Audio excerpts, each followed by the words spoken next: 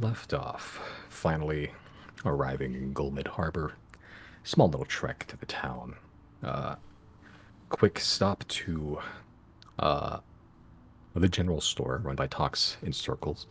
Uh, Rather, you are assailed with seaweed, as it is your good friend uh, Halibut Halamar Jinkies, uh, who guided you to the deep dive run by the Turtle, the very old Turtle Barn Balix, who was apparently uh, upon hearing of your entry in the town, uh, set up a sort of not a surprise party, but just sort of, hey, we're all here, everyone is here, quote unquote.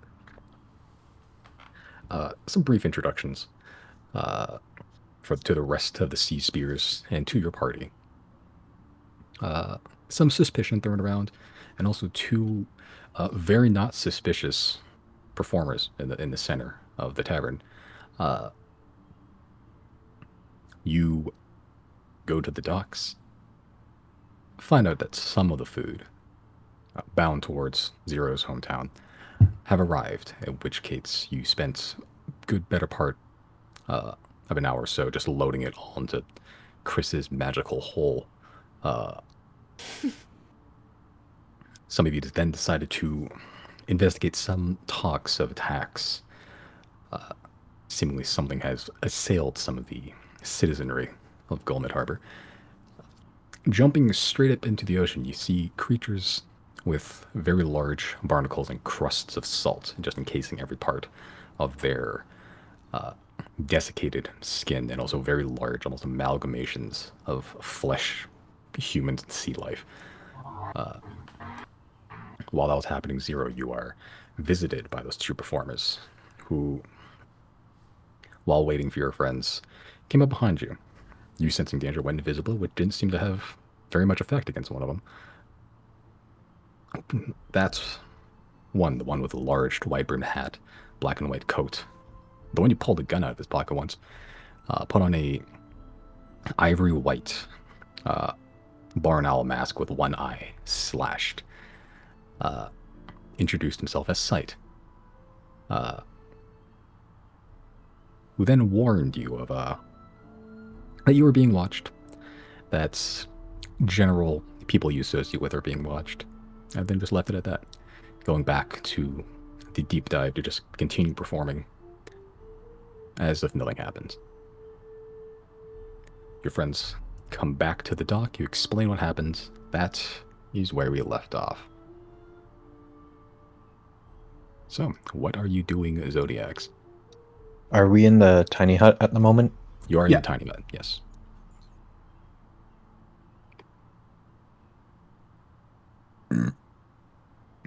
So, they haven't been hired to hit us yet. Seems that way. Do you think we could prevent them from doing so? I mean, they're still in town if you want to go ask. We may as well try and extract information. I know the Gravekeepers are quite secretive, and they probably won't talk about who their employer is.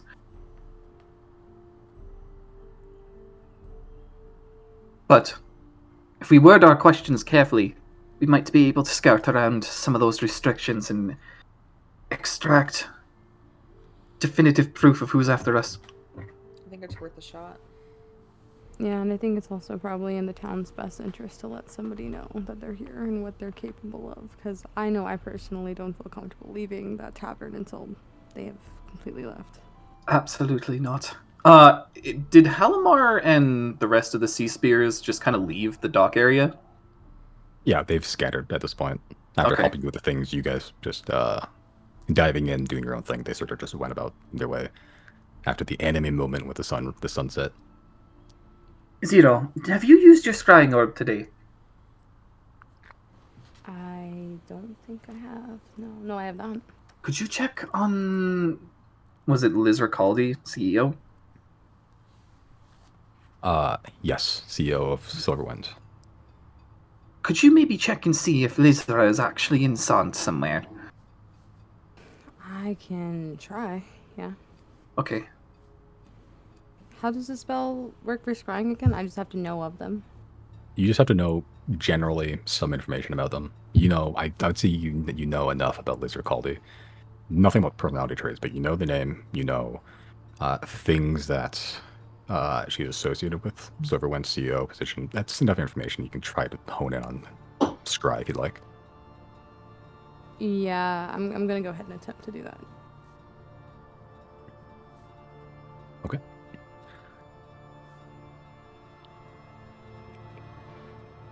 Let's make a saving throw.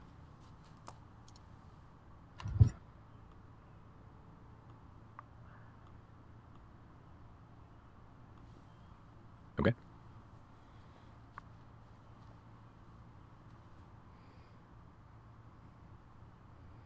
Okay, so as you take out the scrying orb, the glass ball with a smaller metal gold ball that sort of unfurls out with wings and a central eye in the center, all connecting at the central point.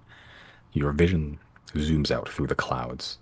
You can see part of the continent that you find yourself on, just near the coast. And you suddenly shift perspective, but not enough clarity to tell where, as your vision zooms into one location. You don't see anything. Everything around you just a muddled mess of just blues, browns, blacks, and it's just like a shifting Jackson Pollock painting. You hear warbling, almost like being underwater and someone's talking, but you can't make out any words. Interesting. Is it Make like that? a Go ahead. make an Arcana check. Ooh, Yeah. that's pretty good. You've been in the scrying business for a little bit of time now.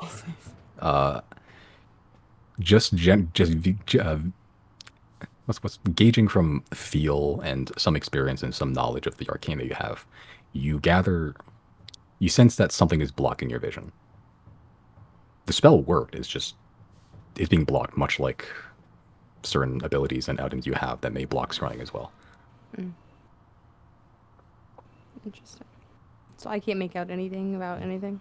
No, all you see is colors, and you hear vague warbling, like that ringing sensation from being underwater, and you eat some variation that kind of sounds like words, but it's just uh, like the white noise at this point.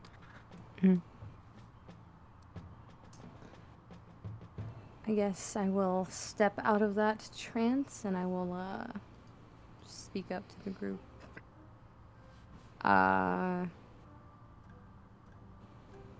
I'm not sure exactly what the problem is, but I can't reach her. I would imagine she might have something blocking us prepared for this. Makes sense. She's a CEO after all. If some random mage could figure out where she is, You didn't her see- safety would probably be compromised. That's true. You didn't see anything? No. The images and the sounds were distorted. Well, it was worth a shot. Yeah. That exhausts one of our options.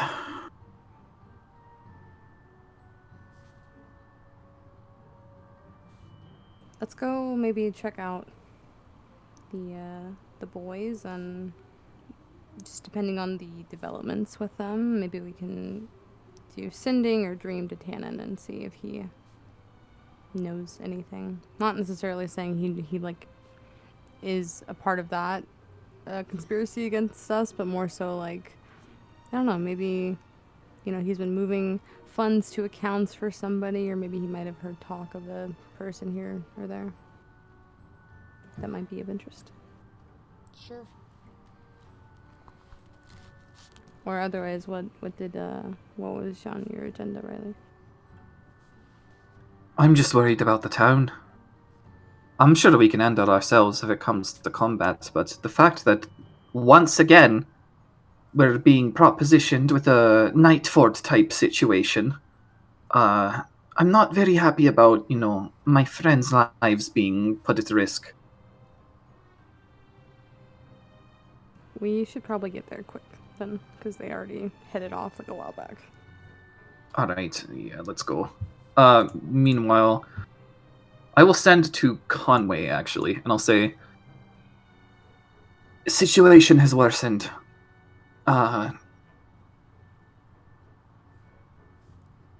Golmud is unsafe. Assassins in town, and weird undead sea creatures under the bay. Everything is fucked. Send message.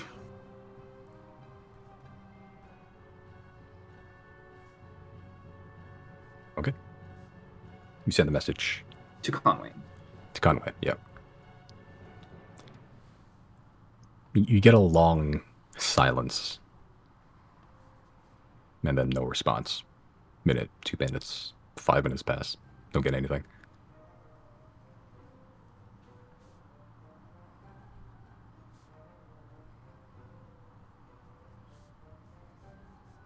Do I even understand if my message sent? Yeah, it's done. Okay. You get this, yeah, like you, yeah, like it didn't just hit nothing. It did go somewhere. Mm-hmm. Wait, which guy is Conway? Is this someone we He's haven't met yet? basically the mayor. Oh, okay.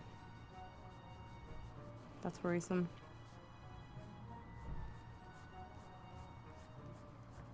Yeah, maybe we should go. Yeah, let's get to the tavern. Okay. Someone want to check on the mayor? I already sent a message to him. He knows. If you want to give me an idea of where to find him, I can send Isaac there just to pop in. He'd be at the big building in the center of town. Okay, I will give Isaac those directions and just see if he can find He's a dwarf, right? Yes, yeah. Yeah, okay. You'd be looking for a dwarf. Bit of a scraggy fella. Slightly disheveled, probably pissed out of his mind. With that instruction, I'll just send Isaac and just tell him, just make sure he's safe. If something's wrong, come back to me. Understood. As Cat Isaac just begins weaving his way through the town, to an alley just out of sight, towards the general direction of that big, tall building with the ship on it. Okay, but in the meantime, you're making your way back to the deep dive. Mm-hmm. Okay. Takes you a little bit of time to get there.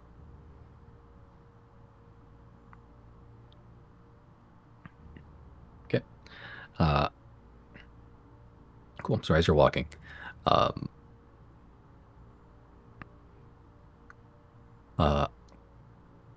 it wouldn't really catch anyone else's attention but Riley. As you're sort of walking, you hit that intersection with the onto the main road, meeting from the docks. And you notice you sort of just turn to the left towards where the salvage trove is, where Conway's building is, more or less. And you see this, not a wave of people, but like a larger posses of about 7 or 8 people, just all carrying torches and some sort of weapon. They're not like a sword or anything, but it's like, you know, clubs and fish hooks, like gutting hooks and like knives, like stuff that most people would have on their persons as tools generally. And they're sort of just in these 7 or 8 large posses, and they're sort of just patrolling. The ones you see right now is heading down the main road towards you, just keeping an eye out generally. This is not normal behavior, for sure. Yeah, it's how far away from Riley? Give or take like 200, 300 feet. Not too far away. They're slowly approaching you, not rapidly. They're just seem like just keeping watch. All right, Riley will break off for a bit, and he'll actually head over there. Okay. And you sort of just meet them halfway. You just sort of gingerly jog up to them.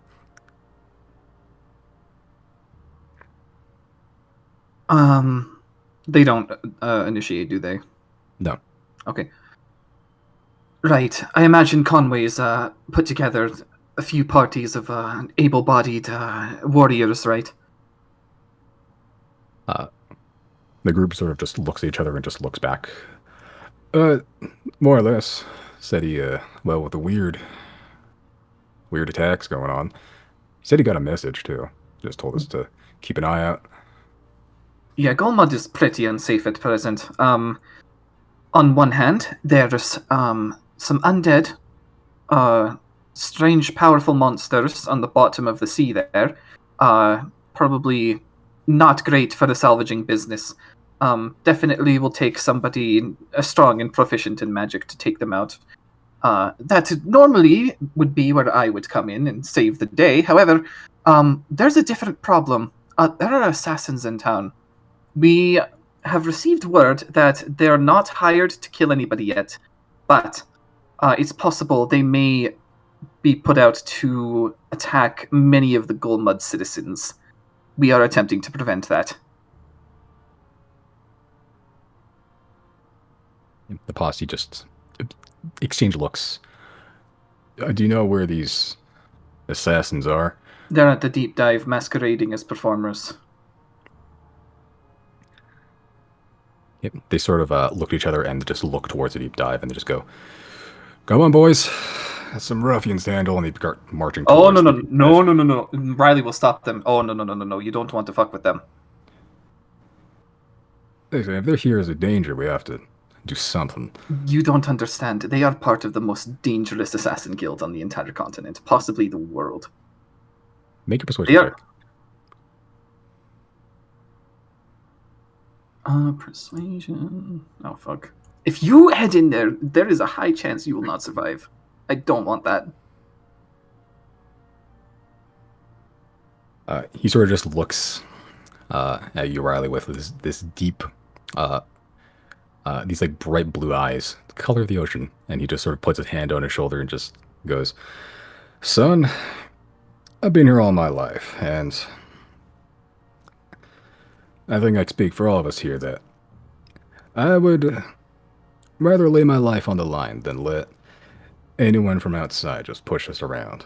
Okay, then can I stop you for a second? If you're insistent on this, we might be able to negotiate with them first, so could you be on standby?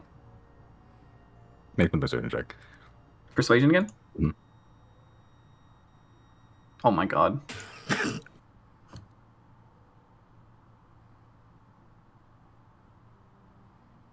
They sort of just a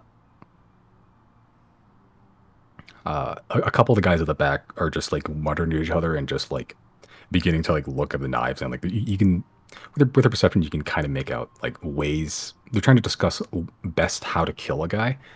And so I'm like, oh, you have to hit the back of the head. The guy at the front's just in deep contemplation that was talking to you, and as the other people behind him begin to just filter out and go down the road, he sort of just stops them a little bit.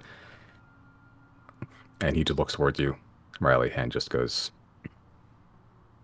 "One peep out of them and we're going in, okay?" I can accept that. You've resigned yourself to whatever fate may come to you, and as sad as I am to see it, I will try and prevent anything from happening nonetheless. Best of luck to us both. Well, best of luck to you, too, sir. We'll stand outside, keep an eye out, and if you hear anything untoward, we're charging in. I suppose I have to accept these terms. Okay, I'll be meeting back up with my gang then, and we'll head in and see what we can do. And Riley will turn back and head back to the Zodiacs. Yep. And as you head back, you can see the leader of the posse, quote unquote, sort of just talk to a couple people, and then you see two of them sort of split off from the main group. And then those two talk to each other, and then they split off from each other, and they sort of just filter back out into the town. And while the remaining five begin to just march, sort of follow you at a distance.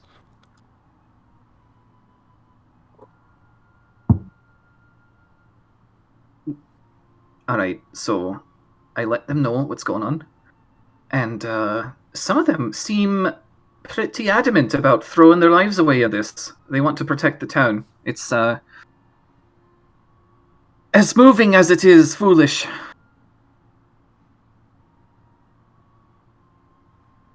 Does it cause damage? Well, I'm sure it will. If fights break out, sure. Remember, Chris, that's what we're trying to avoid, at least at present. We don't know how drastically the situation can change. Yeah, these guys are our responsibility, so let's hope and attempt Yeah, if they die, that's they kind of on don't us. have- Yeah, we don't want to have to make it come to that.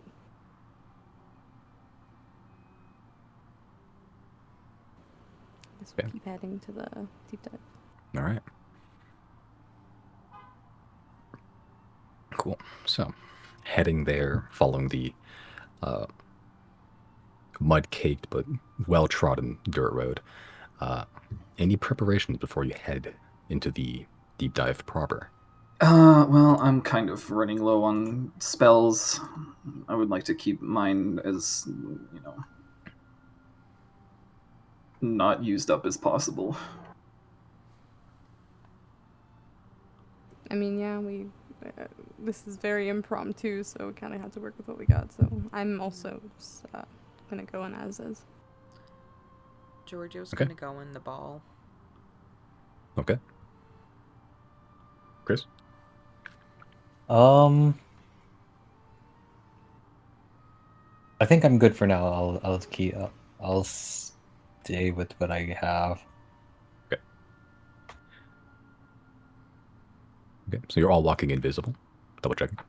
I didn't say I was walking invisible. Or visible. Visible, yes. Yeah. Okay. Walking in, Yeah, because I remember. comma, visible. Okay. I remember plans of people going invisible and stealing shit. So just Yeah. double checking.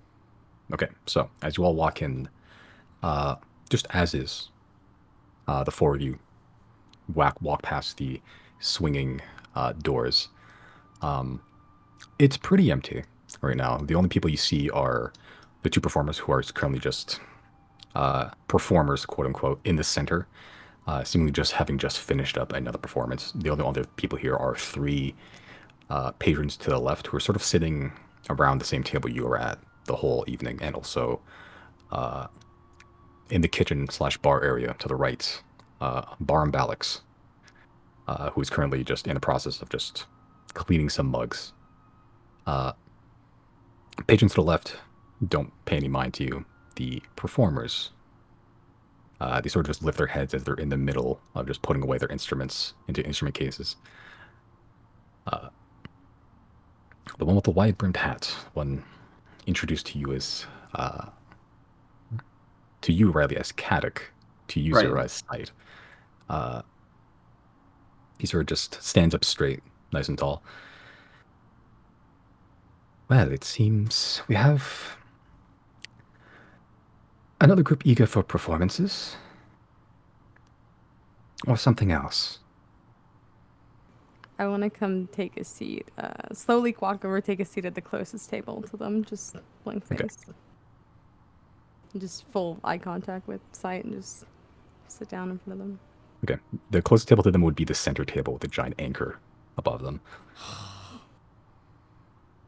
Can I pull a chair out away from the table and just kind of like sit closer to them without being under the fucking anchor?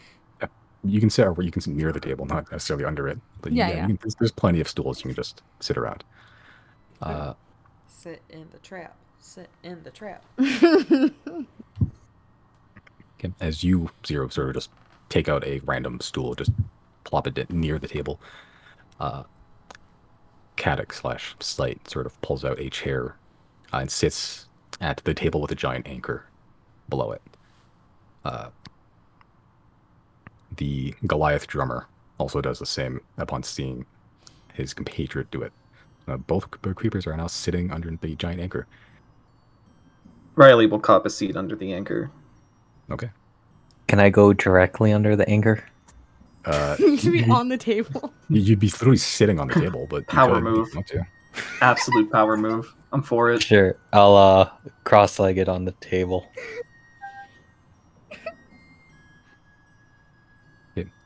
Barm sort of just like sees you just pop a squat on the table, and he sort of goes, "Not the worst thing that's been on them tables." Jenna, where are you seating? Wait, what are my If options? at all. Lots of places. The gravekeepers are sitting at the center table with a giant anchor above it. So are Riley and Chris. Zero is currently just off to the side nearby. Let me give you a map, just in case.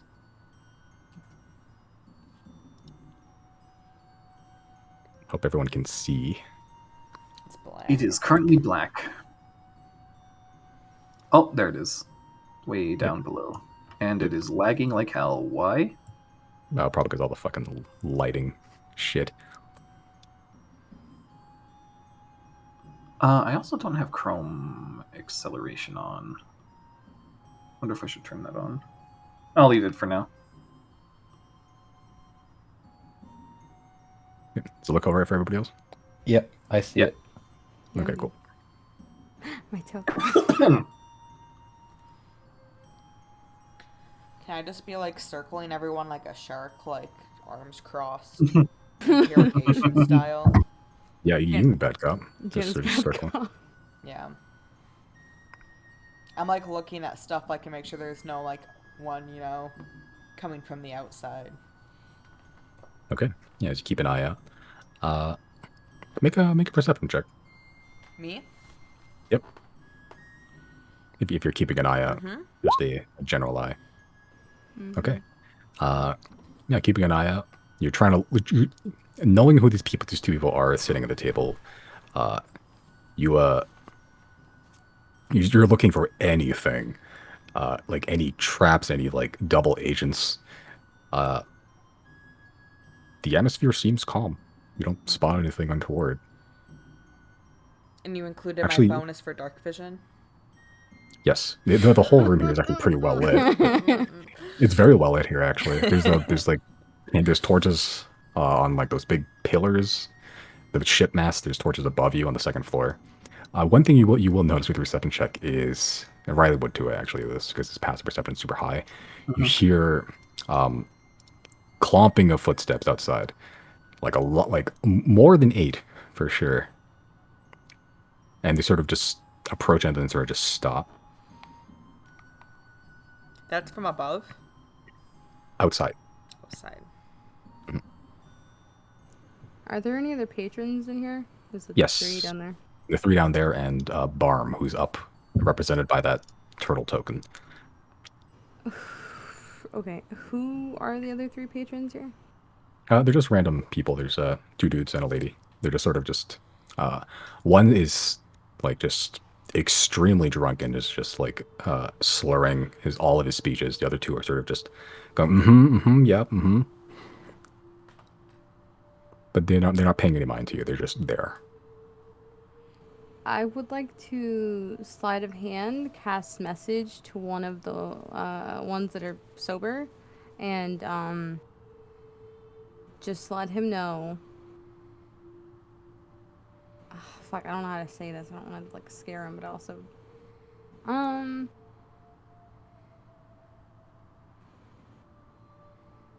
just going to give him a look as I send the message, and I'm just going to say, you're gonna want to get your friends and yourself out of here. It might get messy. And I don't want to give him like an intimidating look. I'm not trying to seem cool. I'm trying to warn him. Like I'm trying to give him a serious look. Make a persuasion check.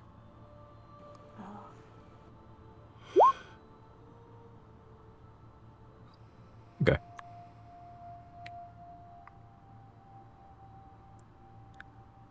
Okay. As you cast the message, the one dude that is like not super sloshed right now, he sort of just looks very confused and then just eventually meets your gaze and you're just staring, not daggers, but just staring directly at him. And he sort of just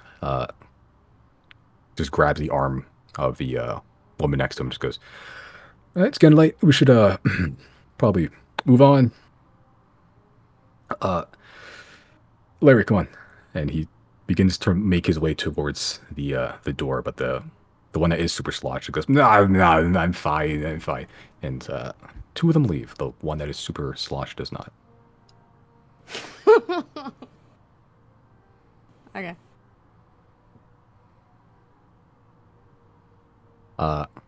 Caddick, sort of, as Chris, you sort of just mount up on the table. Riley, you take a seat by the center table, the one with a very rusty anchor hanging above it. Zero, you're sat next off to the side, and Jana just circling like a wolf around some prey. Uh, I had Barm roll insight to see if we can figure out what the hell's going on. He rolled pretty high. Ooh, well, he is pretty wise. He rolled 19, natural 19. So Hell. he sees he's a very seasoned bartender, and he just sees what is the atmosphere right now. He sees two nervous people leave, and he sort of just quietly slinks away out of sight. Yeah. But eventually, sight does speak up. He looks to the two patrons that left. He looks to the now empty bar, and he just looks towards the rest of you. I take it this isn't a leisurely visit. It would be nice if it could be. Well, I have no quarrel with you. Nor do we, yet. We would like it to stay that way. Well, it's not up to me. Not up to him. He sort of motions towards the Goliath drummer. It all hinges on those that would employ us. How that goes, how that falls through, if it goes through. From which point on, it'll be what happens, happens. Then there are a few things we could discuss. First, it's worth asking. I know the Gravekeepers are a rather secretive organization, and so I don't expect anything to come of this. But if you could perhaps give us insight on who your employer is this time. We believe last time it was the Silverwind Company, and we have reason to believe it's them again.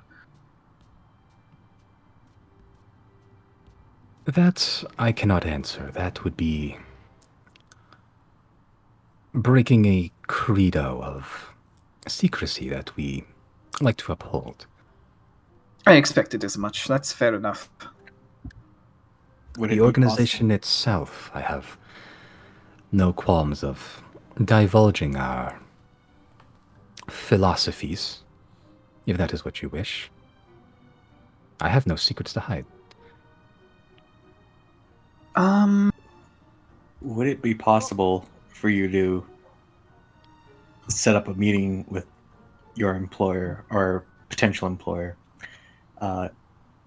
give them the opportunity to meet with us, perhaps? Well, that's not up to me. That's not even up to the one that I answer to. It is just talks, payment, job descriptions. I am but the hand that holds the weapon. So then we've got to ask, like, why are you telling us all this?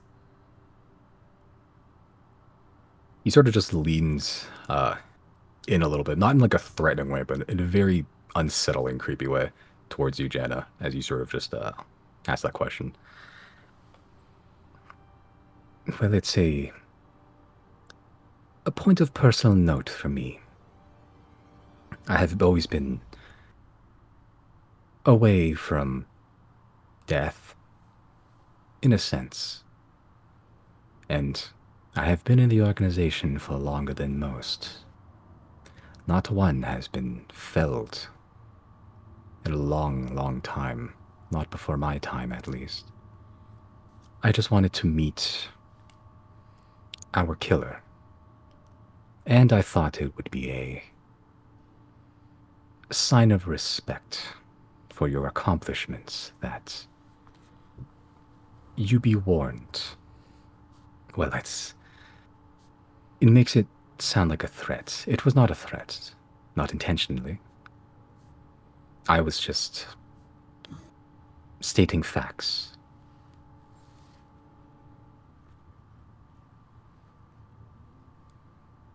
Then, the conditions of your employment appear to include the people of Golmud as targets as well.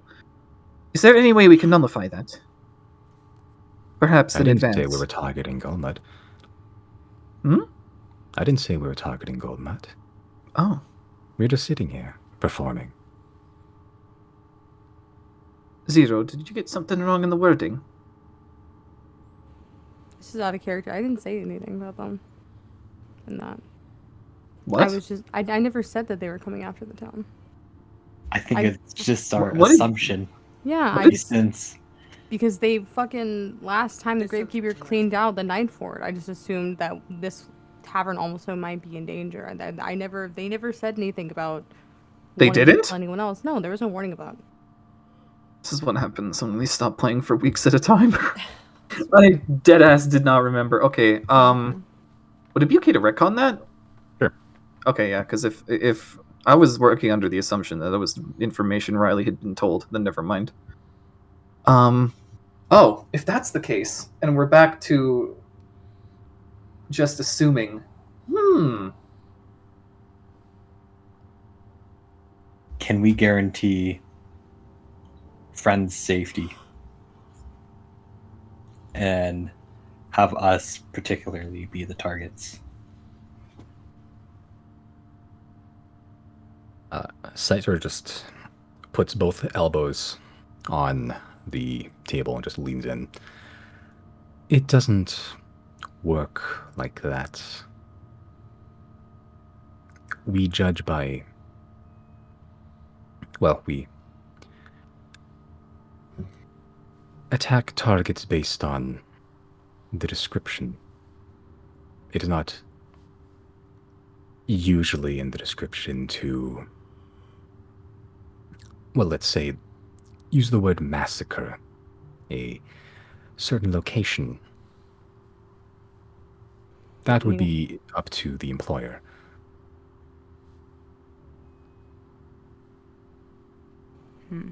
We target who we are sent after. No more, no less. and since we can't find information about the targets aside from ourselves, obviously, or can we? So the previous employer, Ordered the Night Fort be massacred. Yeah. It's very interesting. Well, the doctor said as much.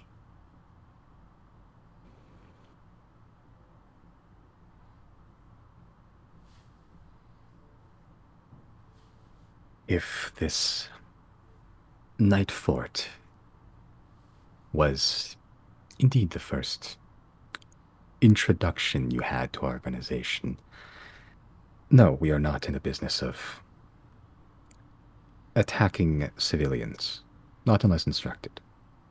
If this assuages your concerns. Little bit. It makes me a little bit more at ease that the town of Golmud may be at peace yet. It is a little bit concerning that you could go after people more important to me, though. And obviously, since you are just doing your job, I bear you no ill will. Your employer is the one I have issue with. And so, we find ourselves running in circles again.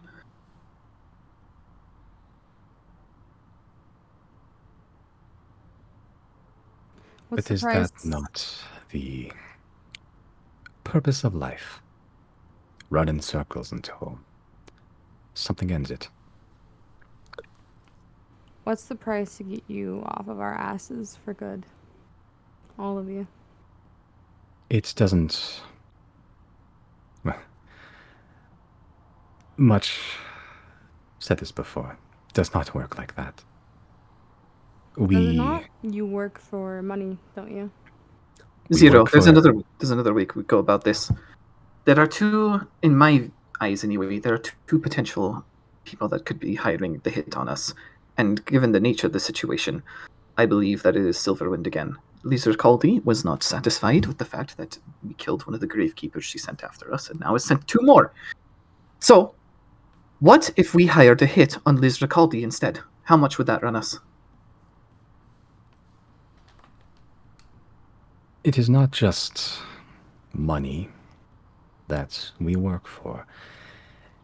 We are not a simple band of cutthroats that works for the highest price. I like to think of us as a family. We do not just attack any target, we attack based on the desire for death. It is our faith that everyone has a time. It is that desire for death that tells us whose time it is. And So is it sort your of- intuition, or do you mean it's based on the desire of the employer? he sort of waggles a few fingers, and you see the anchor above you begin swinging, just of its own volition. I do not gauge. The Grave Mother gauges desire. I'm the weapon that the Grave Mother wields. The tool, would you say? Yes. I So- harbor no ill will, no love, no hate for those I kill. I simply do, for it is their time. The desire of the employer for death is what gauges our targets. Coin is the most common factor. It is a sizable economic chunk to eat. However, it is not just coin that can be associated with desire. Loved ones can be offered up as payment. Deaths, favors. The gravekeepers have worked for other means. Then perhaps we could show you our resolve. At first, I thought perhaps dumping backstory on you would be meaningless, but after hearing that, I'm convinced otherwise. All right. In all likelihood, the person targeting us is the CEO of Silverwind, Liz Ricaldi. And the alternative could perhaps be the Arbiter of Thane. In either case, we, the Xodiacs, have plenty of reason to wish them dead. In the case of Liz Ricaldi, her organization is but a front for a much larger business, that of human trafficking, implanting magic drugs in children and shipping them off in crates in the most inhumane conditions possible. We have unearthed their operations, and what we have seen is staggering. Furthermore, we have talked with some executives at Silverwind who seem to not be in the know. They are, if not equally mortified, then at least pretending to be. And we wish that these operations would cease for the peace of the world. Therefore, Liz Ricaldi is the enemy.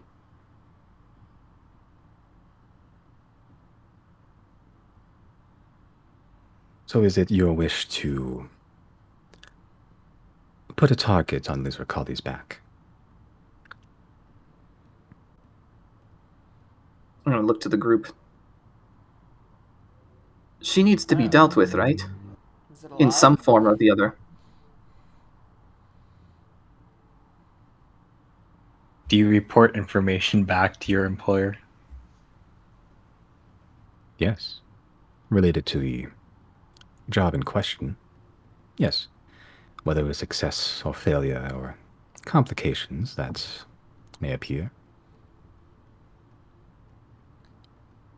I am under no employment yet, so this conversation is between us, person to person.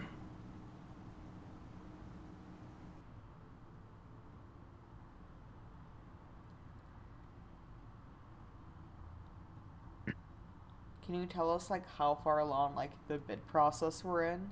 Like, are they like a day away from signing, or like is it gonna like be 2 weeks in paperwork? Depends on the employer.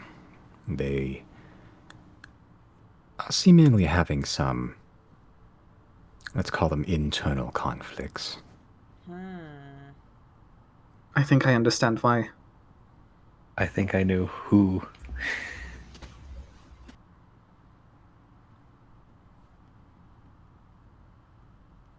We should maybe speak with him.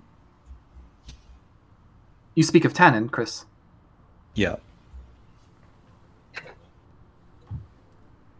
Hmm. Yeah.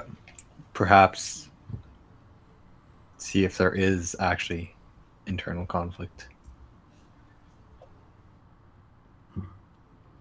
Wait, did you say Tannen in character? Yeah. This is the guy that we double crossed, right? We double crossed somebody? Who was it when we were up north in the cold? We were like, yeah, Oh, we'll that do was this the for Arbiter. you. Arbiter. That was the Yeah. Arbiter. Tannen is the Silverwind number 2. However, there Okay. could be even conflict with the Arbiter too, because there's what is the mage guy who actually kind of believed us with the alien stuff. Do you think that's enough reason for somebody in that kind of position of power to just simply ignore the fact that we screwed them over a bit? I don't know. I don't believe that. I would bet more on Tannen trying to sabotage any attempts at dealing with the Zodiacs. He seems to be a big fan of ours, after all. Are you still saying all this in character? Why, is that a bad thing? No one knows we're working with Tannen. Oh. It's far too late now, but Yeah. oh dear. Oh jeez.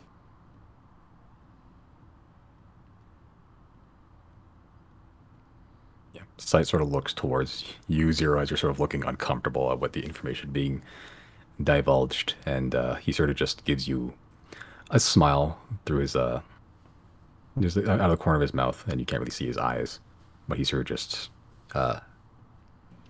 very silently mouths, "Everyone you're associated with."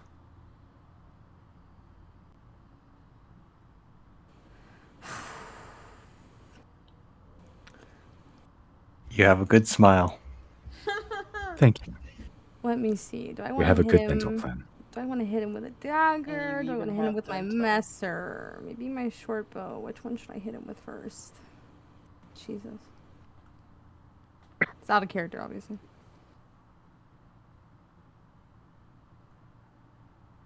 And what would happen if the gravekeepers themselves desire death?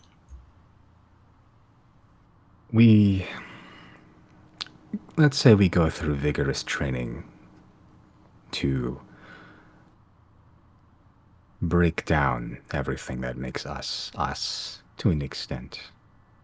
I do not have desire for death. I am simply an instrument of it. I have made peace with this fact.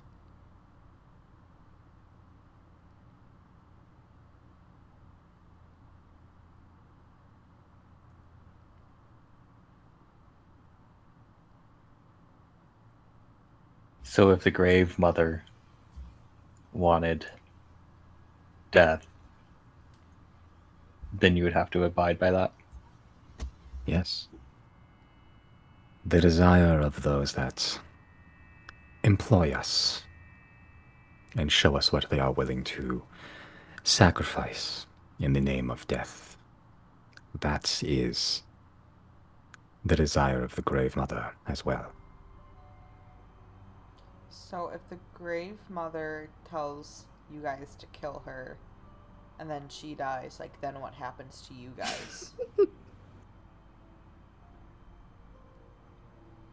He sort of just looks towards you at a with a good amused grin. He just goes, "You are funny, Jenna." Thank you. It was a serious question, though. The Grave Mother is the patron of the transition.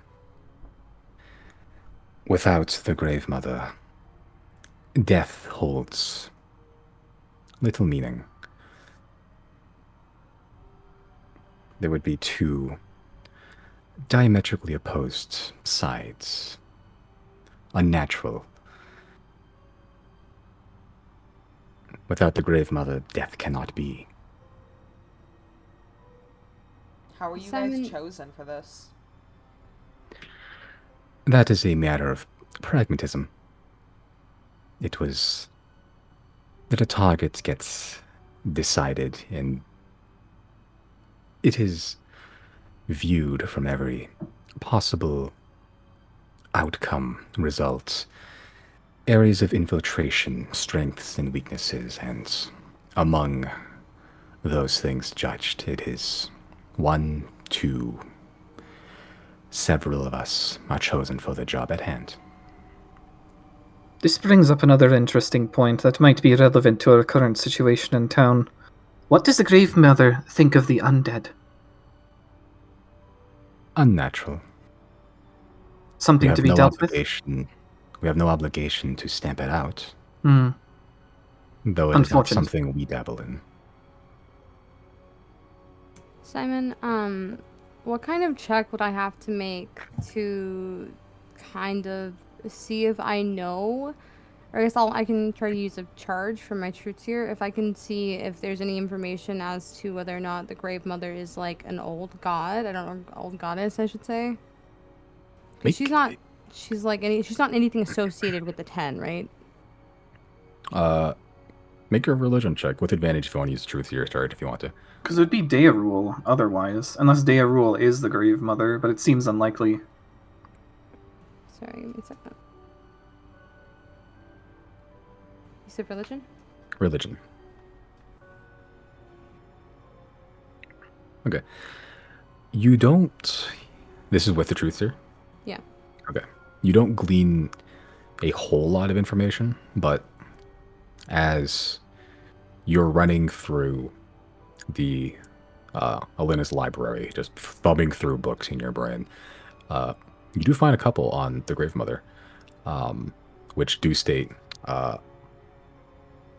the Grave Mother is an old god from that time period. Supposedly one of the oldest, and her true name is hidden. But other than that, details are scarce from what you can find, currently at least. But yes, the Grave Mother is an old god. That check doesn't tell me if like we know if she is still like relatively powerful. Does it? No, Okay. it does not. Yeah. She is an old god though. That is very interesting.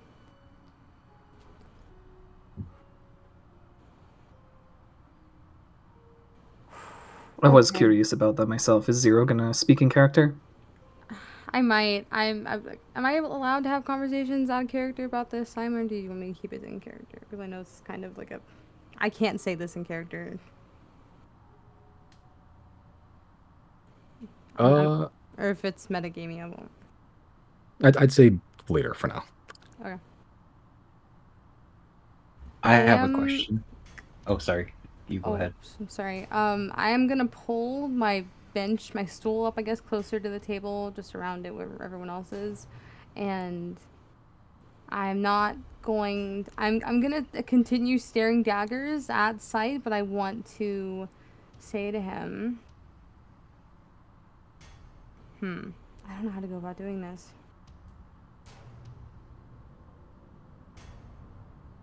I don't know how to go about doing this. I don't know what I'm trying to offer him. I'm trying to offer him something. Fuck.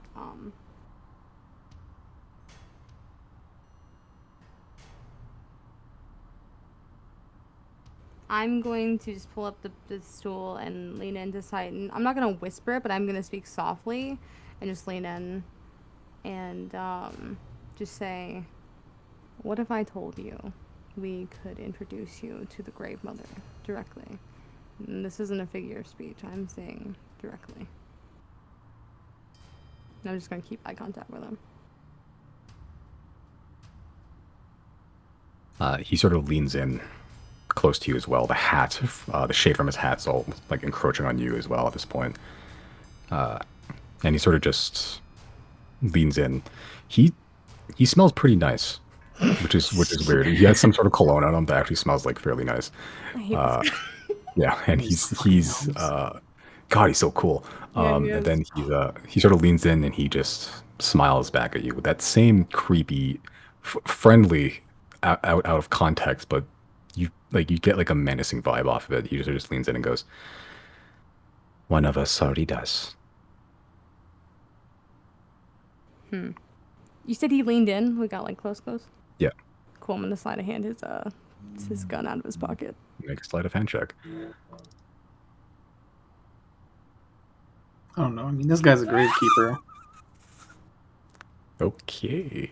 No, why did you laugh like that? No. Maybe it's a 1 on his end? As you reach into his pocket, you know exactly where it is. And you grab the handle of it, and as you go pull it out, his hand reaches up and grabs your wrist. And he sort of just...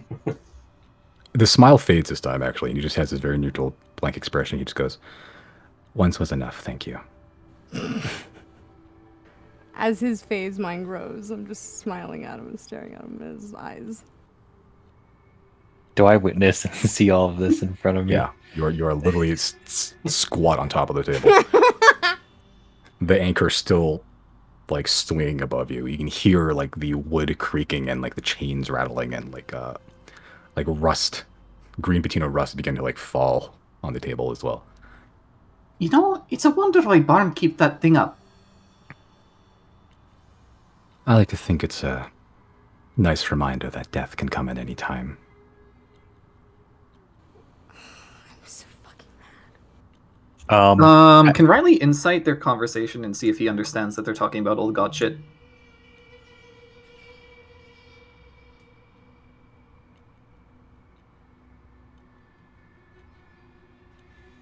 I'll say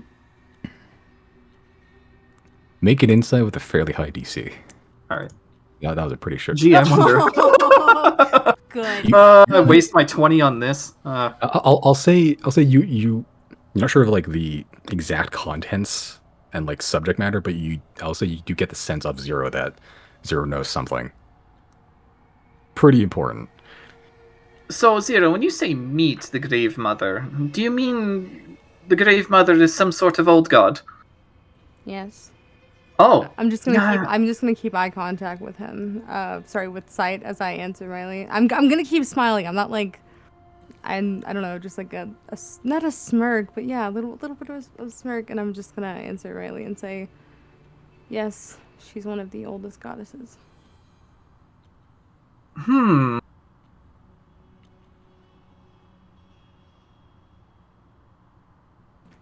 Then certainly she knows the situation at Broad, then.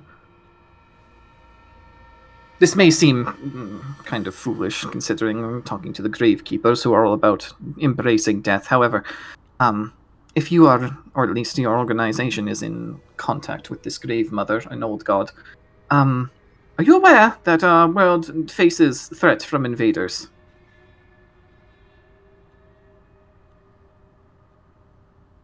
Elaborate. That's odd. I'm sorry, this is out of character. Oh, that's a good. Okay. Sorry, go ahead. Oh, you didn't think to talk about that? No, because I only found out that she's an old god like 2 minutes ago. Oh, okay, yeah.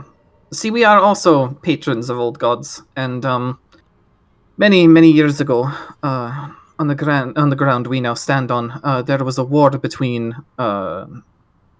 the denizens of old with the old gods, and the forces of some undetermined place from between the stars. They appear to be some sort of... I don't know what word you would use. I would say abomination. They take aspects of their victims and incorporate it into their design. And they use this to multiply. From what I understand, they are a primal force simply seeking to survive like any of us would. However, their target is, well, our entire realm. We have been, among other things, stamping out their remnants, and also preparing as best we can for an all-out war with them. That said, it's difficult for many to believe this, as the old gods have been usurped by the Ten, and the Ten are either willfully unaware or willfully ignorant, or are simply unaware of the situation that befalls this realm. We know not how long we have to prevent this, and of course, I don't know if you guys even care, considering death is to come to all of us, but I would imagine that maybe the extinction of everybody in this realm is a little bit of a concern for the Gravekeepers. Don't you think it's in your grave mother's best interest to return her to her rightful place as one of the greats, one of the only?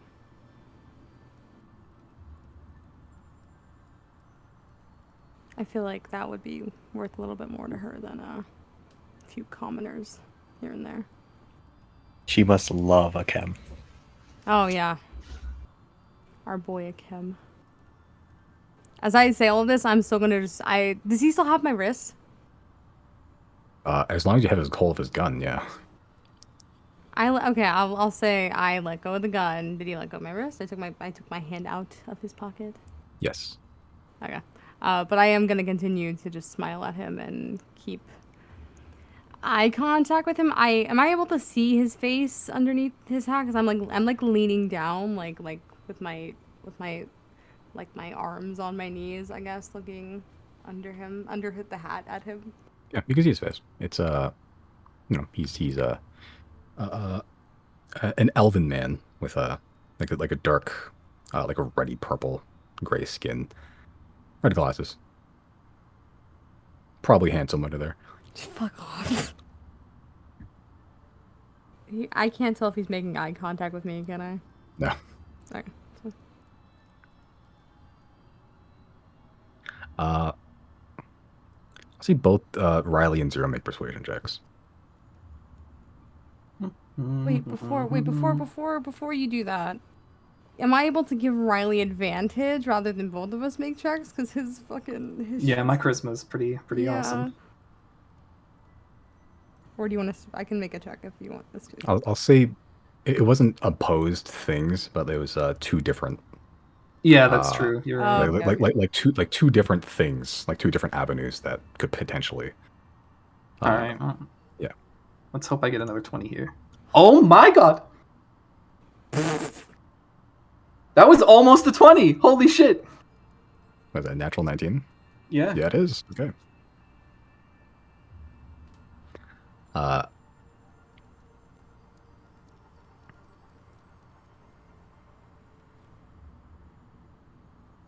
He sort of looks towards you, Riley, with just this gleaming red glasses.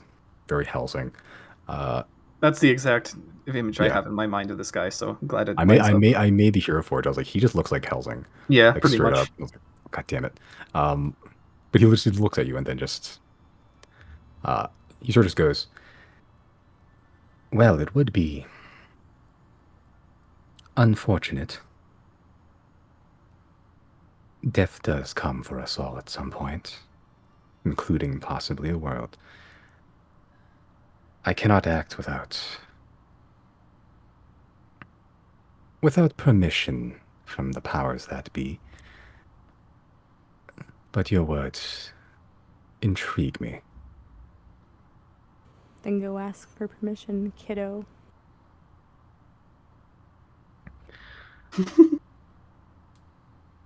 I'm sorry. I'm not. That's not in character. I'm not a. Sorry. Go ahead. You say that? The apology was not in character. I did say the first part though. I'm saying I'm sorry to the group. I just fucking I don't know. Zero doesn't take him seriously. Go ahead though. What were you saying? He looks towards you, Zero, and just he still smiles. His smile has returned after you like his gun, and he just sort of goes, "You don't have a lot of respect for people, do you?" Just cowards like you and the rest of the gravekeepers. It's one thing to, take care of some adventurers that, might actually be worth your time, but I don't know. Your buddy, the doctor, lost a bit of respect from me when he wiped out an entire tavern of commoners. I don't really give a fuck who told him to do it.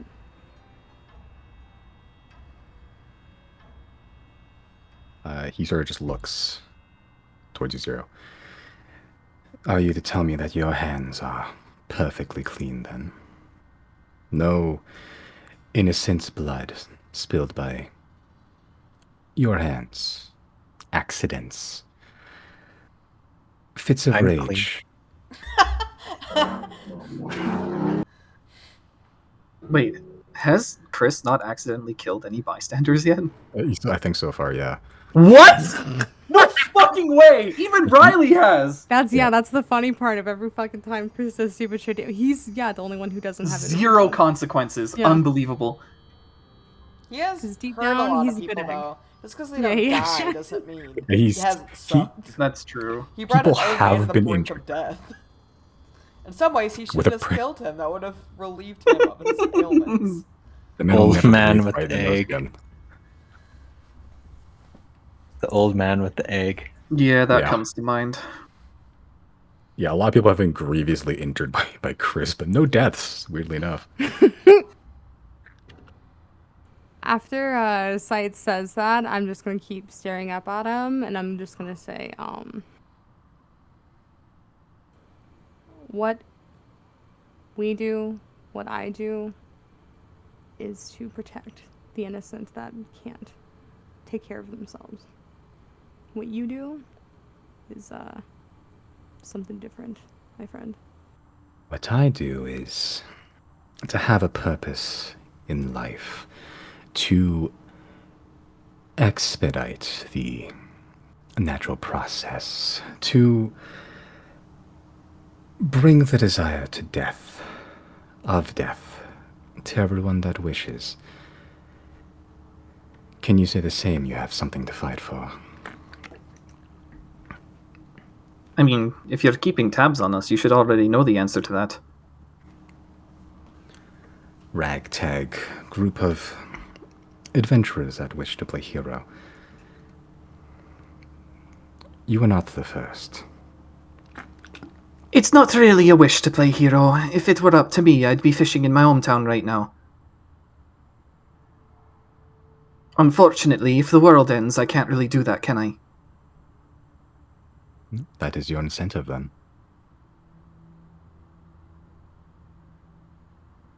What's the other guy's name again? Not the name he gave us, but his real name, the Goliath. Bo, I believe. That was the Yes. performer name. Yeah, what's Sight his real and name? Onslaught. Yeah, Onslaught. I'm that's still him. calling them by their first names, like the Katic and Bo. Like, I'm not gonna acknowledge their real names. You told That's me fair. one name, fucking stick to it. What's Onslaught doing this entire time? Just staring at everybody. But really, he just sat there. Does he still have that, like, Blood Knight smile on his face? Not currently. Apparently? Not currently. Oh, that's different. So is He it just has a normal, friendly smile. I feel like the Grave Mother probably is one of the most powerful of the old gods at the moment. For the fact that there's a whole organization of you gravekeepers who, I guess, worship and follow and do her missions, I guess. So it seems that she has the largest following at the moment.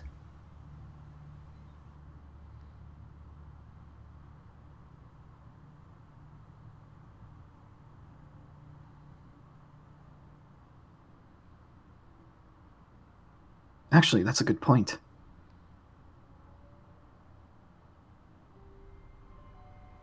I mean, it doesn't really help our situation much, but if there's anything I desire the death of, it's the invaders. That much is damn sure. I will stop at nothing to ensure those are eradicated, because it's either them or us.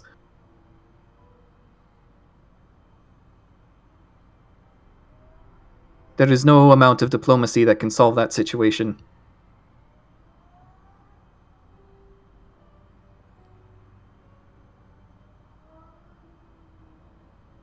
However, I think chaos is powerful because it's always there.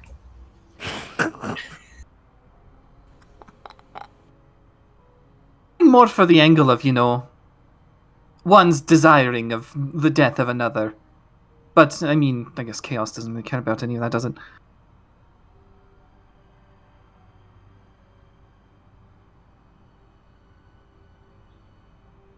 Would you like to employ our services against this invader? That entirely depends. If we employ you, does that make us immune No. from being one of your targets? That's what I thought.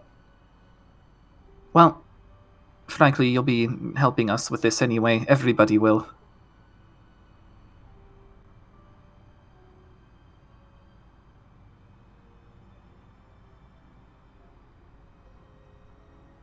Okay, what's the move?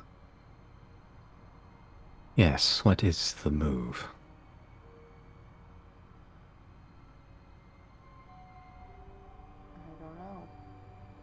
I don't know. Circling shark, Jenna. I'm saying that like I sound unconfident, but also like I'm like, I don't know. You tell me. Like I'm trying to sound tough still, but really I'm like, I don't know what's fucking going on.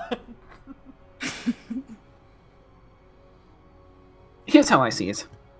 If you are in fact employed to kill us, I mean, no disrespect to you or your compatriot here. We dealt with one gravekeeper. I believe Azero put it succinctly when they said, "We'll do it again." Not because we want to, but because we have to. Same thing with the invaders. If it's a threat on our life, we must deal with it, and as the best situation we can. So I would like to avoid conflict with you, especially now that I know that you're a patron of an old god. I would like Which makes this situation so frustrating. Can I ask a question? If you are employed and your employer gives you a mission, are you able, if the employer dies, do you still have to follow through on that mission? Yes. The desire for death has been paid at that point. Yeah, so that means... Does that mean we just have to get them before they get us?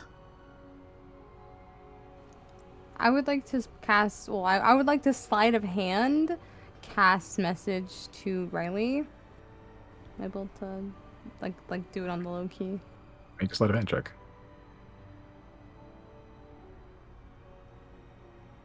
Yeah, you just you pick your nose a little bit, and it's like that's the message itself. Okay, I'm gonna cast it to Riley, and I'm just gonna say, they know about Tannen. They can't leave here alive tonight.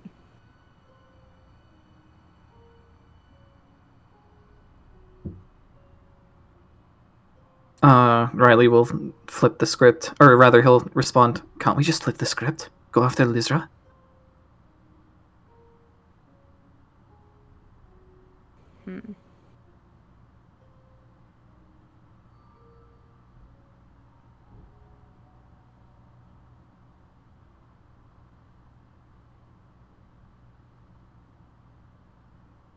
Because really, even more than the lives of us four, I don't really want to stake the lives of those that I'm invested in.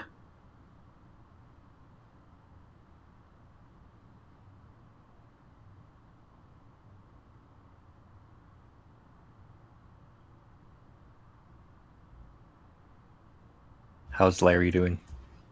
Yeah, Larry's still here. He's passed out on the table.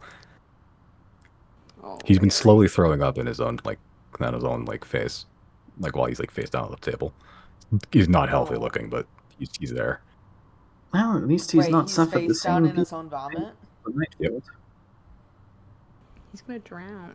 Yeah, Jana's gonna pick him up and find like a backpack and put it on his back, and then put him on his side. And he can't roll over and drown himself. That's a real thing that you do, and I've taken training on it several times. Backpack. I did not know that. That's You really need to be smart. filled with stuff because you need it to like act as like a weight that you wear. It's smart. Yeah, I do as- that as- properly. And Yeah, I make you go sure for- he yeah, doesn't lay him on turn his side. right. lay him on his side and just, has the correct orientation. He's not going to roll over. Out of his vomit, there is like a sticky like brown paste that's just sort of like sheared onto his side on the face at this point. Yeah. It's sort of just like as you pull his head off the table, it just sort of just goes. Stop. Awful. Well, at least you won't drown in it. It wasn't his time yet.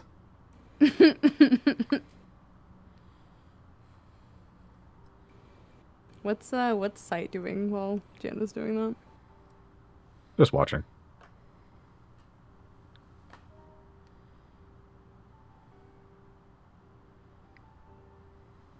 Yeah, that seems to be his thing.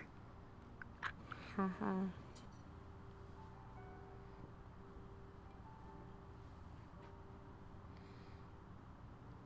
Can I ask you guys like one more question? You're talking to the Gravekeepers? Yeah. So like, are you guys actually a band or like? Where'd you guys learn to play instruments? Zero's like snickering and in character. Zero's like snickering a little bit. Like, is this like your guys' backstory? I'm just generally curious if this is like your guys' thing that you do. The grind never stops. I learned when I was a child once. Dumb dreams. This was one of them. That's a hobby I upkeep. My friend here, he likes to hit things. So we let him hit the drums. Yeah. Do I remember when I Decent. heard them performing? Like, were the drums good? Yeah, they were rhythm. Okay. It wasn't the most complex thing in the world, but like it was consistent at the very least. Okay.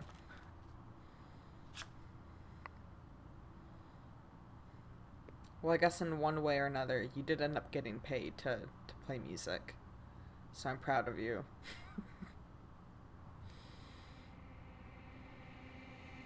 Thank you, Jana. He says like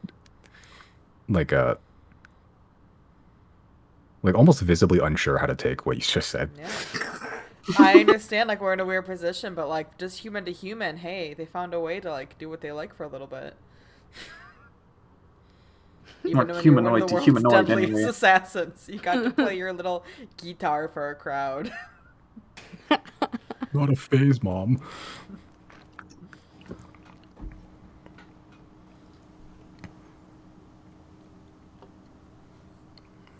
Sight sort of just straightens up and just straightens up his clothes. They sort of get ruffled, and he just sort of just neatens everything up. So, where does this conversation lead us now? Riley's gonna turn to Zero. I guess we part ways for now. Now, hold I on. mean, we're also awkwardly booked in the one tavern in town together, right? Like, we're still gonna see each other for a few days. If our It's gonna be presence, if our presence here is unnerving, me and my compatriot here can leave town. That might be best, yeah. I thought our performance was good earlier. It was. I've rarely have, let's say, hecklers that skilled. Is he speaking of Zero stealing the gun? Just generally, the general statement. Take it as you will. Okay. Can I try to insight check it? Sure. That was a weird thing to say, man. Why do I bother? Why the fuck do I not? The math equation's running through your head. Then, before we part, I don't know if we want to act on this. It may be something we have to do on our own. But we've laid out our reasons.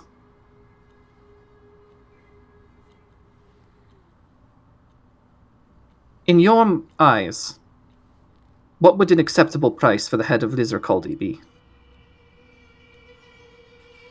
That depends on how strong your desire. Prove your resolve of it. My desire If- to end Lizard Caldy's activities certainly is as strong as it becomes. If that means death, so be it. That would be one way of payment.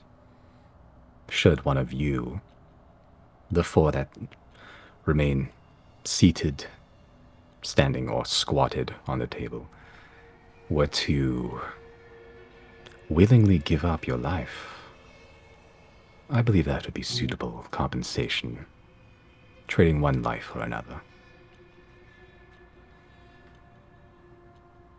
We'll think about it. No shows.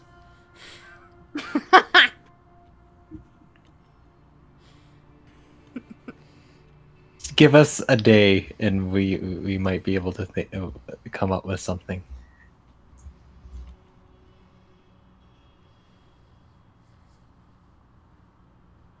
Very well, then. Slide begins to stand up, straighten out his clothing, make sure everything's pristine. Jana, you're as you're sort of walking around, that little waft of some sort of cologne comes over you, like spices. Like Onslaught begins to cinnamon? stand up as well. Paprika? Yeah, it smells like a very like a well-stocked kitchen. Hmm. In a way, it's like a lot of like fragrant herbs and stuff. When Side stands up, I'm gonna stand up too.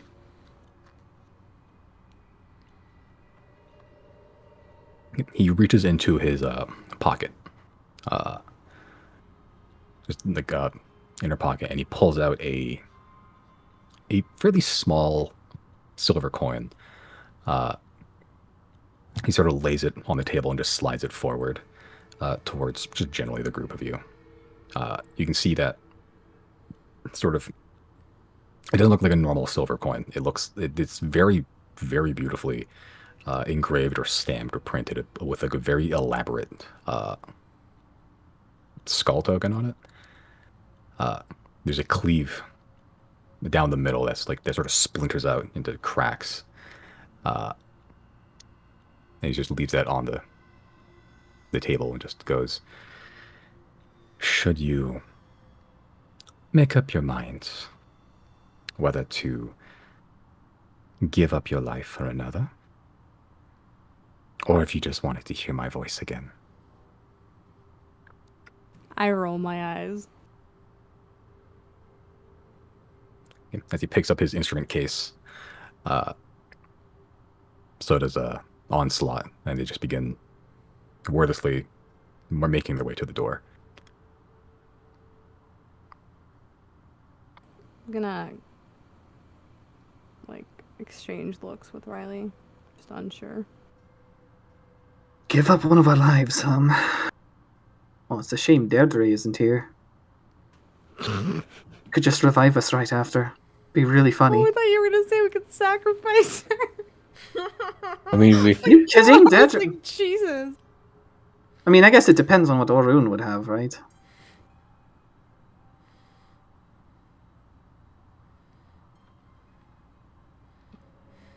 They Wait. are making their way to the door. Any final actions or things to say? 0.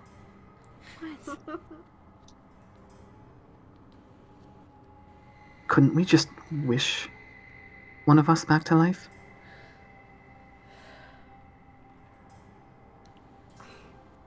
It's a lot of assumptions you're making.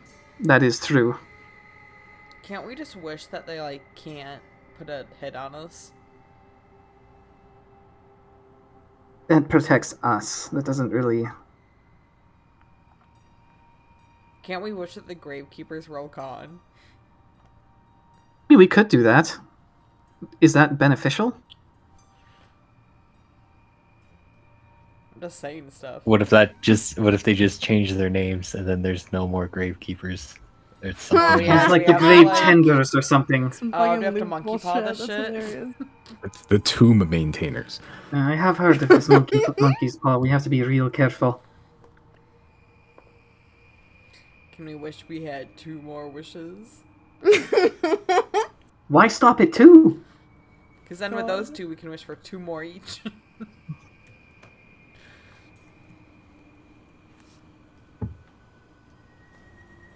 As they make their way out the door,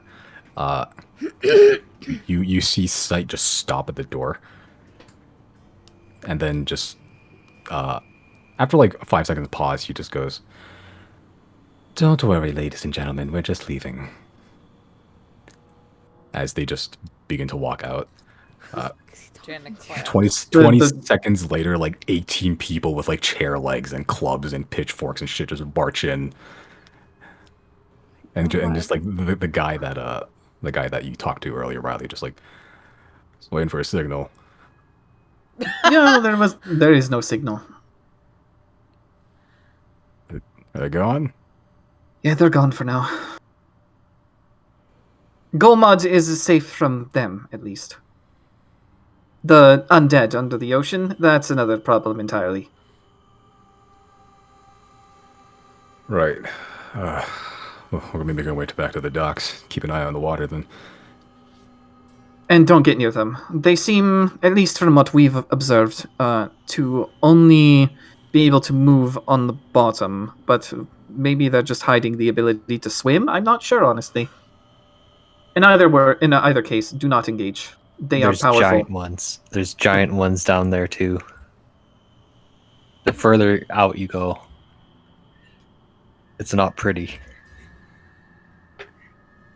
He sort of looks back to this crowd of like 18, 20 people, like like they look like a lynch mob, and he just goes, "Stay in the land, yeah, stay in the land," and then they all just like, "Yep, yeah, let's stay in the land," and they just begin filtering out of the tavern to wherever they are, probably the docks.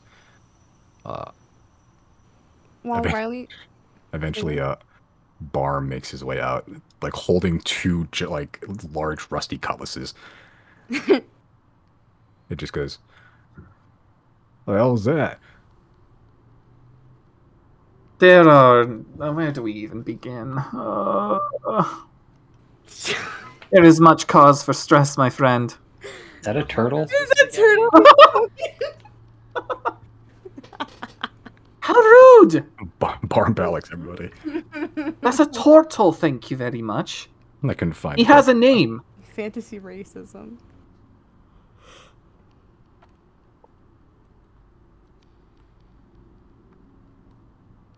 Okay. Do you explain the whole thing to Barm? Yeah, may as well. Okay. Yeah. So you talk about the fact that the performers were assassins. You were talking. What are the details you want to let him know? I'll just say Silverwind is after us, and maybe the Arbiter of Thane as well. And those guys are just a consequence of that being a thing.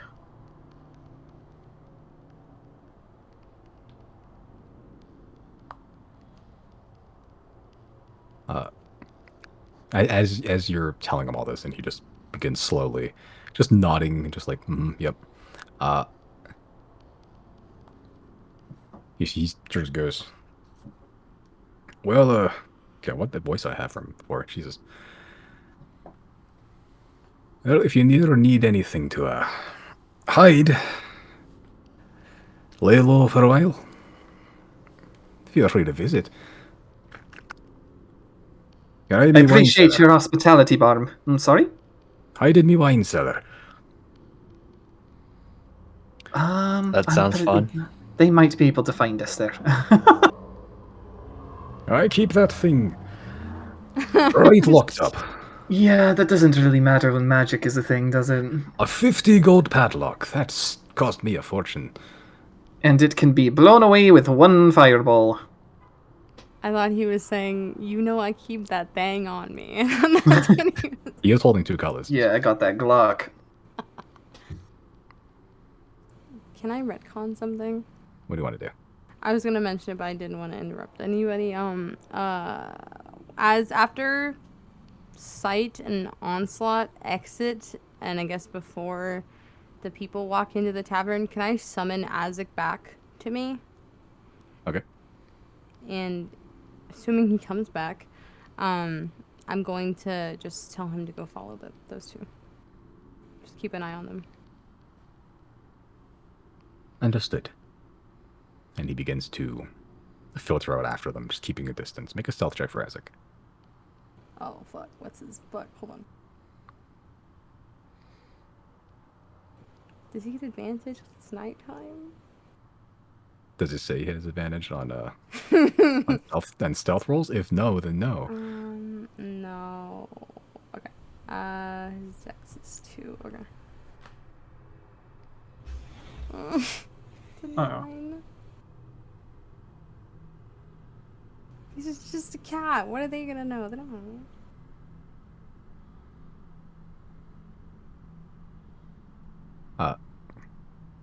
Yeah, he follows them out of town for like 5 minutes. He makes it. They make it. They are walking out of town, like straight up out of town. Are you watching this the whole time? No, I can't even watch him for that long. I just wanted to send him off, and I guess I'll summon him back whenever I do. Okay. Okay, so what you guys doing in the tavern?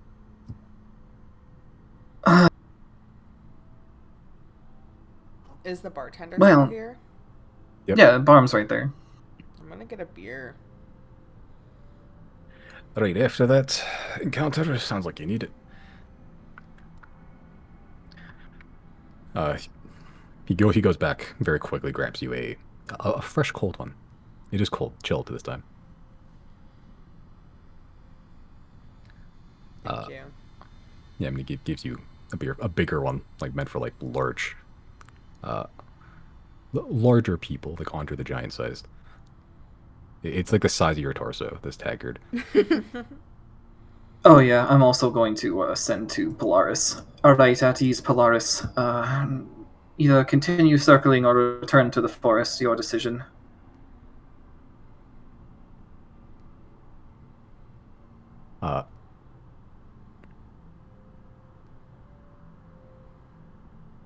Yeah, you eventually just hear. I will continue circling for now until further instructions arrive. Alright. I wonder if... I mean, because the Gravekeeper said they were watching us. I wonder if they know we have a fucking dragon now. Because... I don't know how consistent we've been with, like, the amulets or anything, but... I don't think anyone has really seen us with it except, like, Anzwin. And the corners. Yeah. Yeah, I'm not sure. I'll have another order of the seaman stew. I think we all will have leftovers. It's a bit crusty. So you can scrape that off. It's just how he likes it. Should be fine. Crusty seaman stew. And he goes back and gets a. He warms it up a little bit, but yeah, he brings out there is like this like a crusty film over top of it. It's just like it's like a what's it called? Like crystallized salt, pretty much mostly. Oh yeah. Yeah, as Jana, you're just drinking. Chris, you're eating some seaman stew. Riley's here, doing anything here? Well, One thing's for sure, that went better than I thought it would. Did it? I didn't have expectations to begin with. We have an issue now. We I have think- several issues. Another issue. What's up? They know that we're working with Tannen. Oh yeah, that's true. Oh, my bad. We should let Tannen know. Or we should see what Tannen is doing first. I could just send to him right now and ask. There's also I think there are spells in which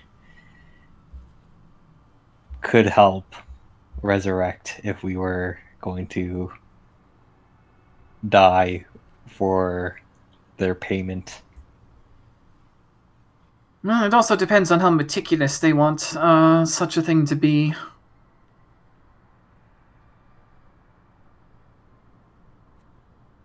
Should they walk away with the body? Well, that kind of...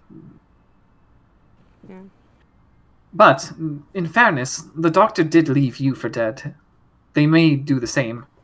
You may not need the body.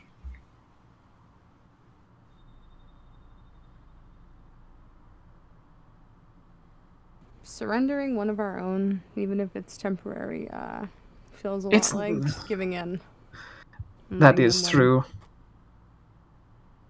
It is a good strategic move, but strategy is all it is. Where's the coin, by the way? Wasn't it zero? Why? No? I mean, I can take it, I guess. I don't... Was I the closest to it? You just slid it, like, where he was. And just on the table there. I guess after they left, I would have maybe picked it up, or unless Chris wants to get it, because Chris is literally on the table. I'll take a look at it. Yeah, I'll take a look at it and see what it says. Or any it doesn't- symbols. Yeah, it has that on both sides. It just has that engraved skull with a crack that sort of spiders down the skull. But it doesn't really have any other words on it or anything. Can I try to identify this? Sure. Doing it as ritual or just casting it? Yeah, ritual. Okay. As you begin inscribing the sigils in your Siemens do. It'll work. Okay. You all hear something like a crack of thunder outside. Just something like lightning striking something, but just you hear just the rumbling of thunder. Riley's gonna take a look outside, see what's up. Okay, take a look outside. It's a pretty clear day. He'll look to his sword. Was that you? It just sits there. It's in your sheath. At your Hmm. belt. Wait, what time is it? Yeah, that It's was evening. nice. It's like 7 o'clock. Yeah, around 7:30, 8 o'clock or so. Okay. Don't think I like the looks of that.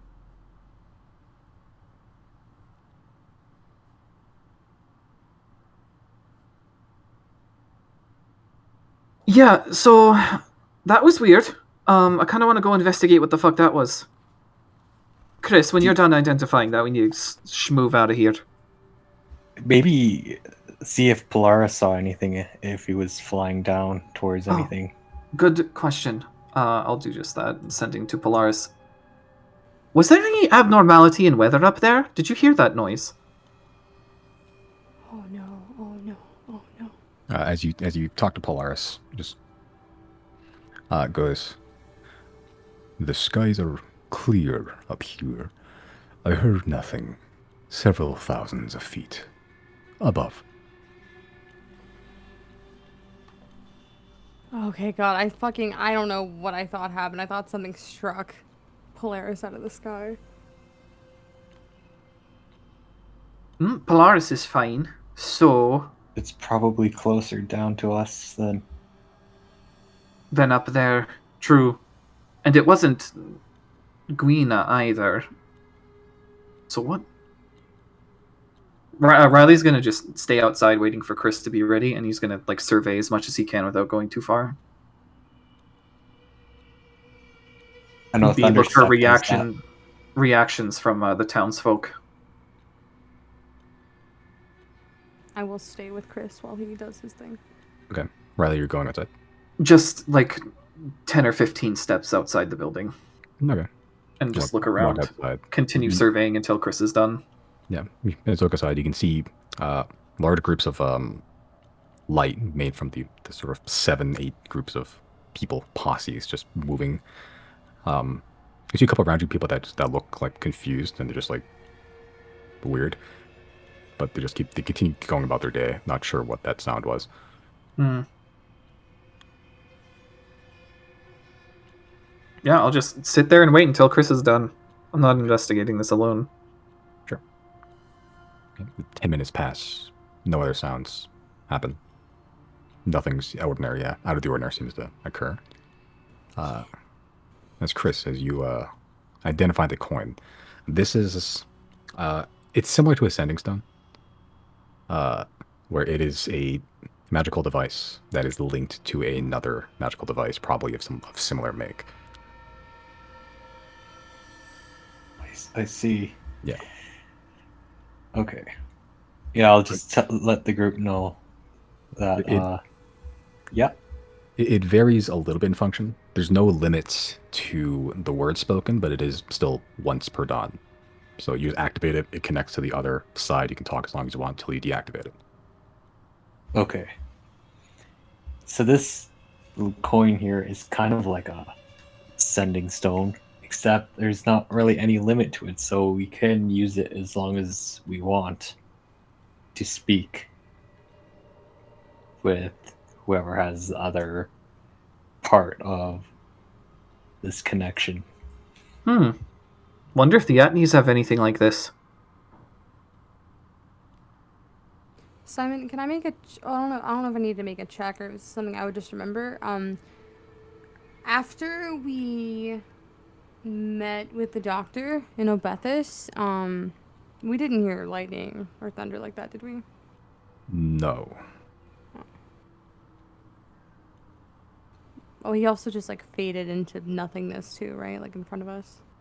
Yeah, he like melted with the shadows. He also shot your cat when he tried to investigate the night fort. Yeah. I think he was a raccoon, but yeah. Something like that, yeah. Yeah, Azek was the first to poof. Did not witness anything else that happened. I think after I identify that, I'll just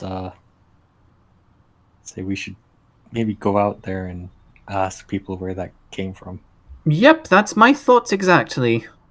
And Riley will rush out now that the gang is behind him. Okay. Right, so as you ask some populace. Yeah. Okay. As as you just ask around, it doesn't take long, but most of them just seem to go. Yeah, I heard a loud something coming from north. North. Is that the way out of town? It's the closest way out of town, yeah. Zero, you might want to check on Azek.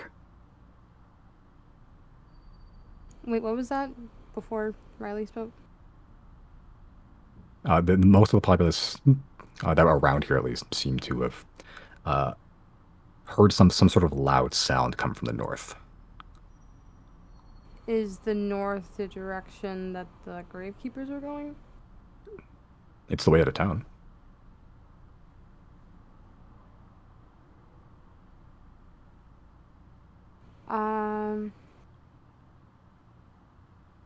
I guess I will try to summon Azek back to me. Okay. As you summon Azek back, he doesn't appear. Oh my god. Well, I guess we have our answer, huh? Fuckers. Now I have to.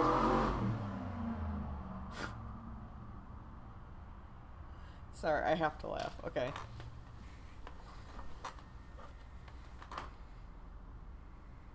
Another gravekeeper shot your cat. And that's why we need to destroy them. Oh, it was a gunshot. Oh. Fucking piece of stupid bitch. I don't know why. I just assumed it was like a spell, like actual. Yeah. Oh my Yeah. fucking god. Piece of You fucking. kill I'm gonna people kill for him. I'm gonna less. fucking kill him. I'm gonna fucking kill him. I don't even care if I can resummon Azek back. I'm gonna kill him. Shit. My poor boy. Well, I guess that's no cause for alarm then. They're still on their way out, that is. I'm gonna very angstily, is that an adjective? I'm Yeah. gonna grumpily go behind a building and begin casting Find Familiar again. Zero, we could just do that at the guild. Probably better we do that there, actually. Why? Well, it's nice, safe, and closed space, and we can, let the guild members know what's going on. Guess.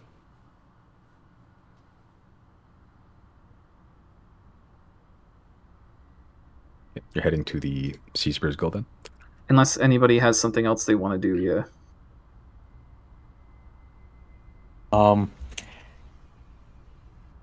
No, not really. Probably rest and then maybe check on the whatever's in the water later. I think the food's also ready to go too.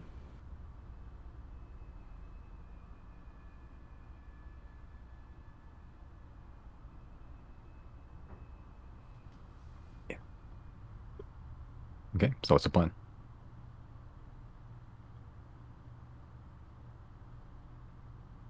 To the guild. Okay. Cool. So you make your way to the Sea Spears Guild. The similar logo that you have, that you remember, that's also tattooed on Halbert Halamar's arm. You should just enter. No lock. You see Halamar, Shanty, and Geronimo are all asleep in cots. It's not a cramped building, but it's sort of like a longhouse with just a bunch of like very small beds or hammocks just strung across the room. Some basic chests, but on one end you see Aurelia, who's currently just has some spectacles on and seems to be doing some paperwork at a desk.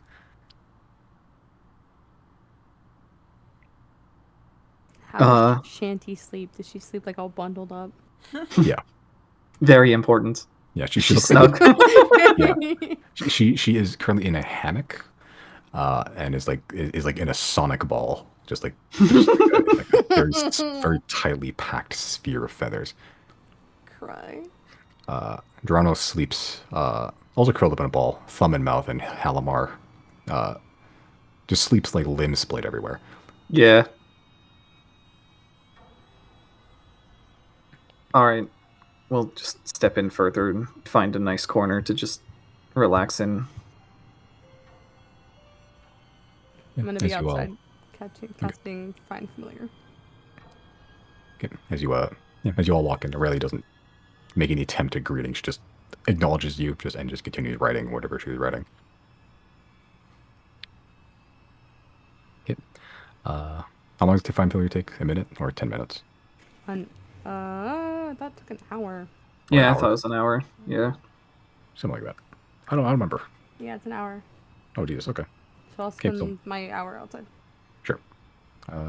Cool. So the rest of you, as you all walk into the guild space, what are y'all doing? I'll just find a place to sit. Yep. Pretty much just take it all in. Can't really talk with anybody besides Aurelia, who's busy, so may as well just take time to process, Okay. think As you stuff all through. sit on cots, on hammocks, or on the floor, just quietly contemplating, just trying to absorb and sort of whittle down decisions and seeing what could possibly be a choice, a decision to make later. Zero. You summon Azik back into what form? Cat? Bird? Seahorse? Shut up. I'm gonna bring him back. Hold on. All the birds are pretty similar, except when they're not. I'm gonna bring him back as a raven. Okay. And then a pillar of fire here erupts from the small little brazier that you have to light, and comes up a little bit on fire, and then he perches on your shoulder. Ow. I'm gonna ask him what happened.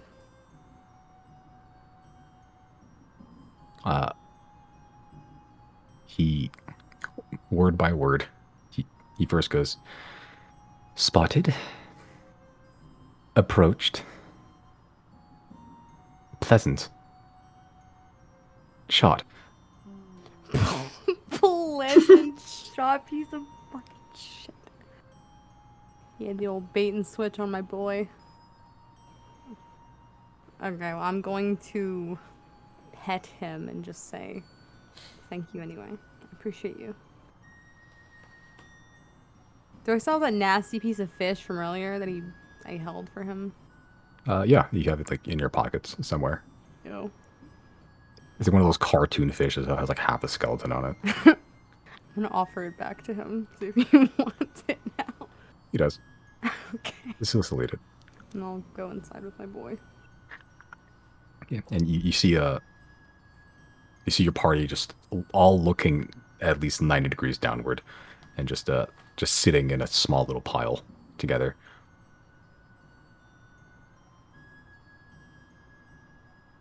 I sit crisscross applesauce with them. Does anyone want to contact Tannen? Be my guest. I'm all out of spell slots.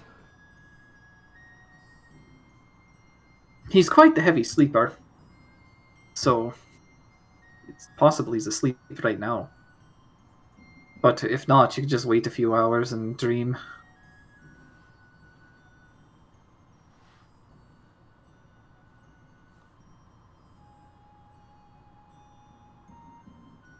Is that what you're doing?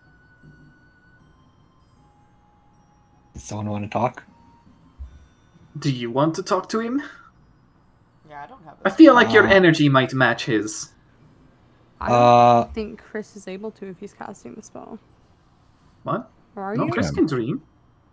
Yeah, I can. Oh, okay. I was under the impression you just had to do it for somebody else. My bad. No, it's weirder Yeah, that you can actually have somebody else be the person doing that. Although I could probably, let someone else do it. I've already had my chat with him. Jana, you want to have a crack at it? I want to see what Chris does.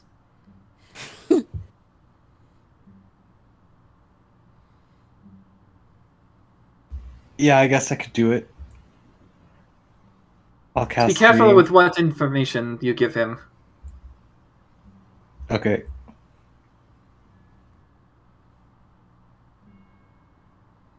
I'll cast Dream then. On Okay. 10.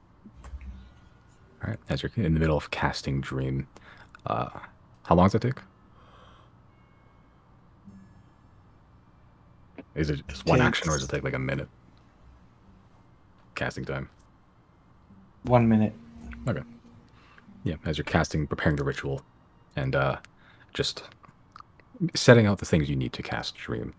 At some point, Aurelia comes up with like a platter of like tea, and then sees you're doing weird magic shit, and she just sets it on the ground near you and just goes back to her desk. There's 4 cups of hot tea.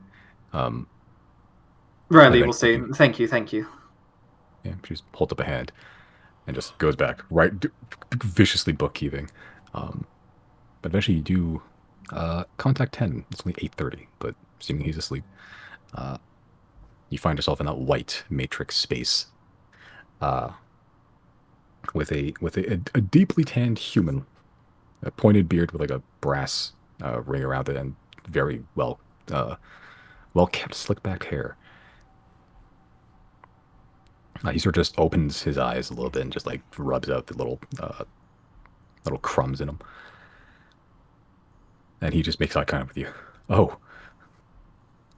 He just speed walks towards you and begins like viciously shaking your hands. I must say, it is an honor to finally meet you. I assume this is you're doing all the other times and everything. The man that Yes. assaulted me. I'm the great and powerful. Yes, I've heard tell of the marvelous nature of your magic. What is your predilection with eggs? I must ask. Uh, I've heard it crop up in a lot of stories. it's interesting, the egg. It can do many things. And no one suspects it. Nice. You contain your magic within the eggs, and then you crush them, the shells in your hands, and you unleash them at the right time. Yes. Fascinating. And he begins like writing something down in a notebook that he does not have, as he just looks around for a pen and is like, "I'll remember later." You contact me for a reason. Yes. Yeah, well, it was we're under the suspicion that maybe perhaps there's internal conflict within Silverwind. Is that true? Well, define internal conflict.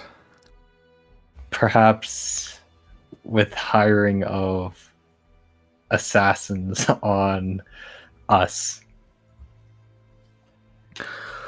Oh, okay. Well, I don't know. Well, I haven't heard personally uh, anything about that. Um,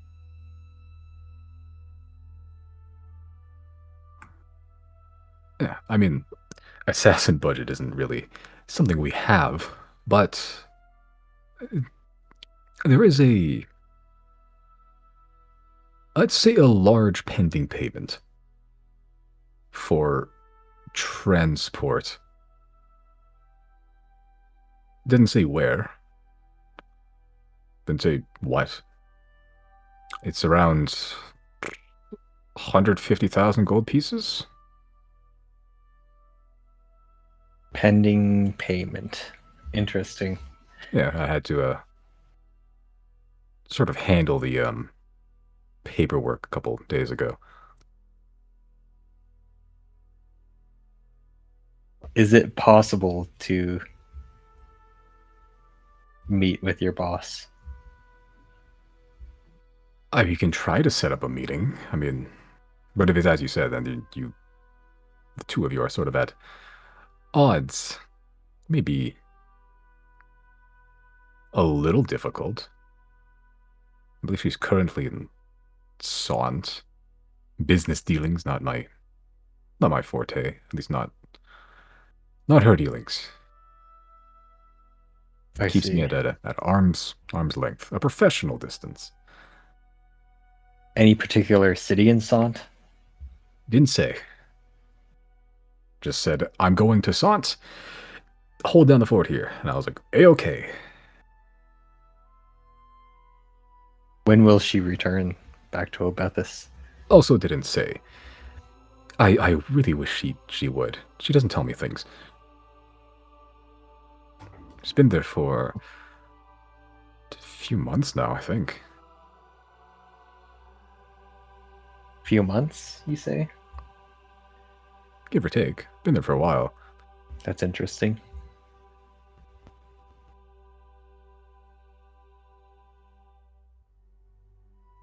It was a business deal, right? Of sorts. At least that's what I was told. That's interesting. It is long for a business deal. Maybe we should check in if Perhaps- she's alive. He sort Yeah, of looks like, just be like, oh, why didn't I think I'd do that sooner? perhaps do that. See if something actually,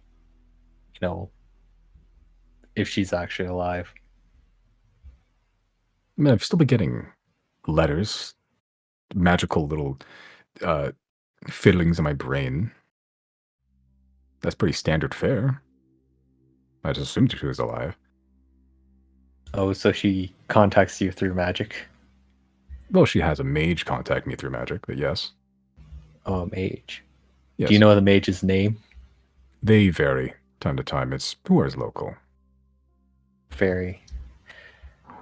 Do you know what sort of things they wear, or do they have a brand, or are they part of some sort of organization? No, it's a different mage depending on location, type of business meeting. If there's, expecting a lot of heat and a lot of danger on the road. Usually it's a evocation mage, throw fireballs. If it's more of a secret affair, maybe an abjuration or divination mage. It's a list. I see. So that's interesting. That's interesting to know. Perhaps it would be in our interest to maybe visit Sant as well.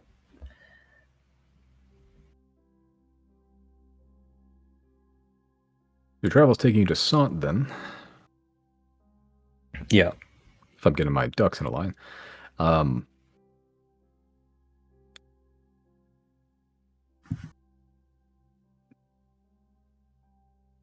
heard However, a couple things. oh yeah, Yeah, not related to your trip, but there is a man named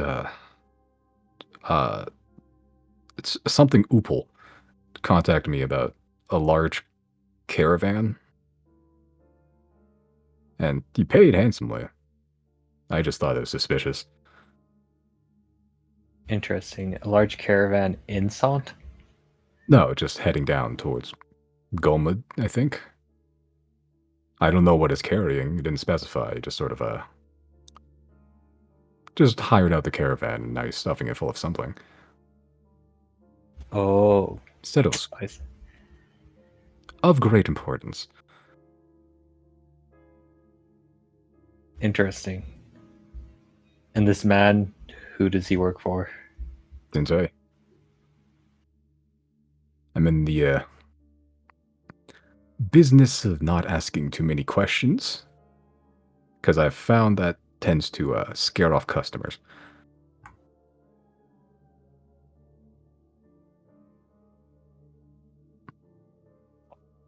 Interesting.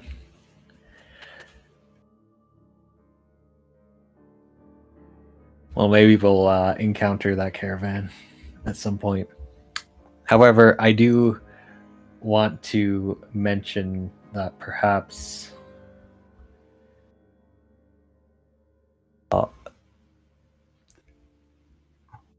we have reason to believe that assassins are gonna be after us, and they may or may not know that we've been communicating. So I would take caution and prepare for the worst in case. I don't think anything's gonna happen unless those assassins are hired. So whatever payment that pending payment is, that's probably what it's for, is those assassins. And these assassins only work when they're paid, so, and their payment is largely on the desire of wanting to kill us. So just a heads up there. Okay, note to self, cancel that payment. Thank you for the heads up. Sorry, I'm running through a list of hiding places. How much do fake mustaches cost? I would just grow it out. I was never good with mustaches. It always looks fuzzy and like a caterpillar. Well, thank you for the heads up. I think I'm going to wake up after this. Yeah, that might be a good idea. Anything else you needed from me?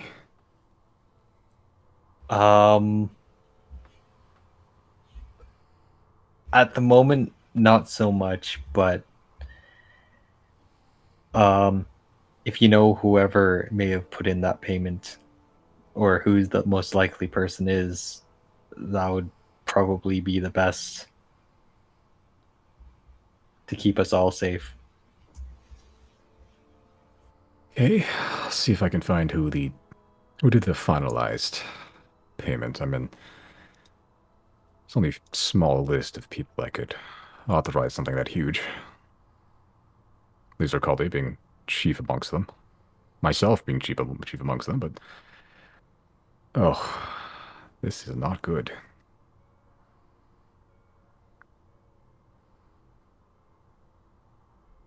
Is that all? Yeah, that's pretty much all for now. Right. Right. Well, good night. I'm going to get a gun. Those are good. Yeah, I gotten a good one recently. The Giselle rifle. Is this sponsored? Fucking- I'll logo it. Just all the logos for the rifle are just like turned towards the camera. Hashtag ad. Hashtag Use Zodiacs. promo code Chris to get 15% off. 2-month free trial when you buy your first bullet.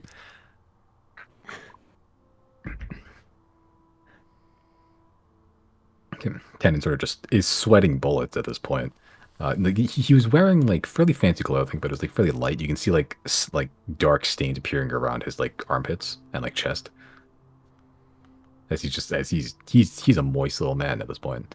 And he just goes, "Okay, I'm going to wake up now, Okay, and I need to find a hiding spot. I need to find a weapon. Okay, maybe find a may- trainer. Got some- yes, I should probably find someone. Someone break my hand shooting it. Okay, good talk. Good talk.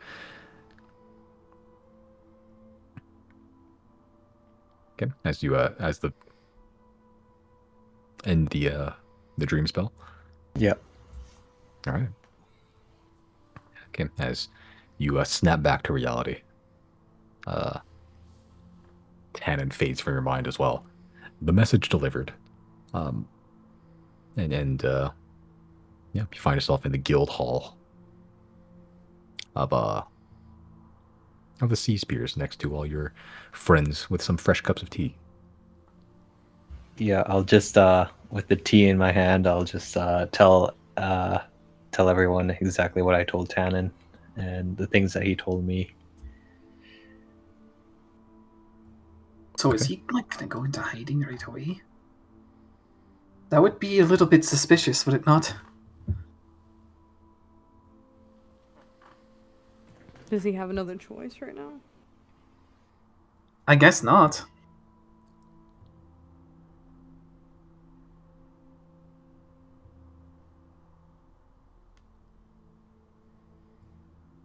What now?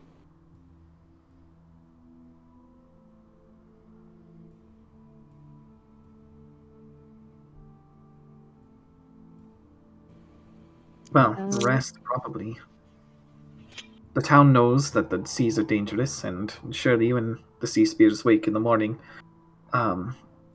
they and most of the other guilds should be warned that salvaging right now is not the best idea.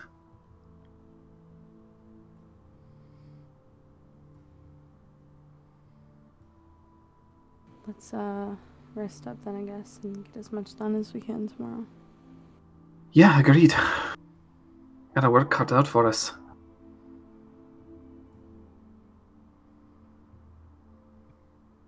You all find a comfortable enough cot or hammock, whichever you prefer, to sort of hang your head for a little bit. Just rest up, contemplate your the highs and lows of today. The Riley, this especially the sudden jump from seeing your friends after a fairly long absence to the sudden, very real decline that there's monsters in the sea and also assassins that were very comfortably living among them for whoever knows how long. Eventually, you do find all rest. All find rest, eventually. All right, and we will take a break there. Mm-hmm. I'm gonna grab my shit back. I want this one, and I We're full want healing, right? this one, and this one, Yeah. and this one, Yeah. Safe. this one, and Safe. this one, and this one. Yeah. It's safe. All right, as you all wake from your slumbers or meditations, if you're weird like that, you only can find the guild hall pretty empty at this point. All the other members of the Sea Spears have already left to do their thing, seemingly.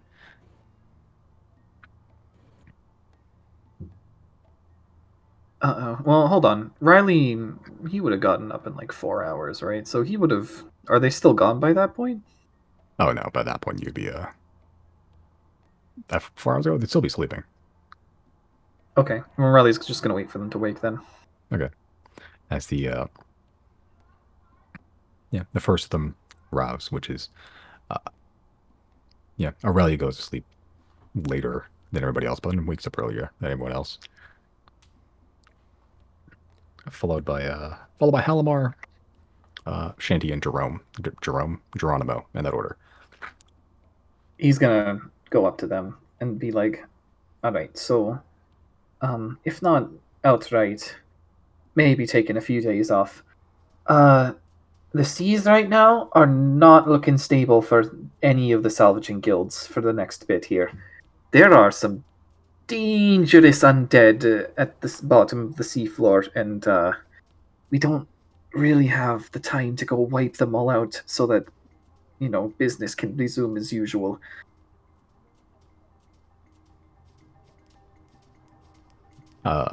Aurelia her just pipes up first. Yes, Conway told us something to that effect.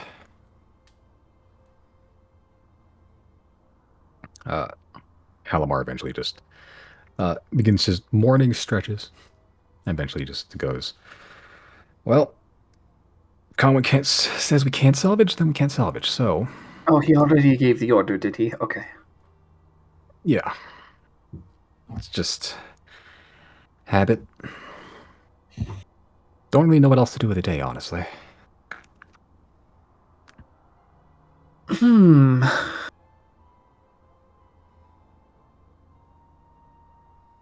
Well, you could try spot fishing.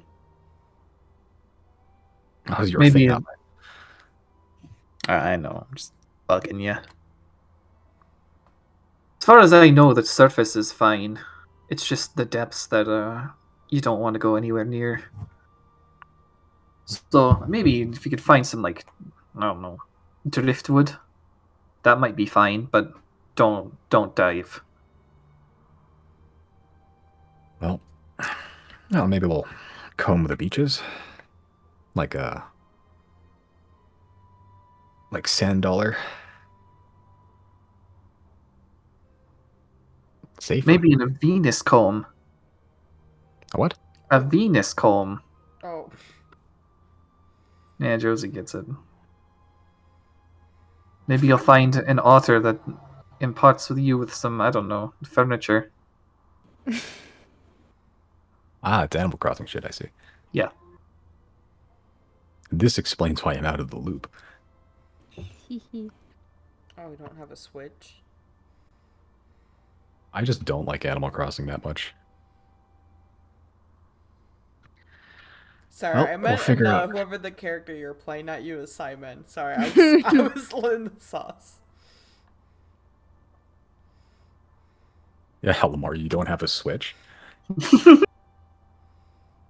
How embarrassing. My on, Joy-Cons broke. 100 million sold and you don't have one. You're missing out. Fucking loser.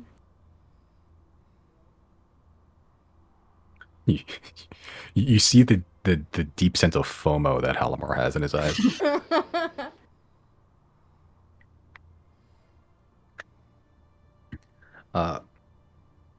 If we buy one now, I it's mean- too late. We're like past the halfway point of the life cycle of a Switch.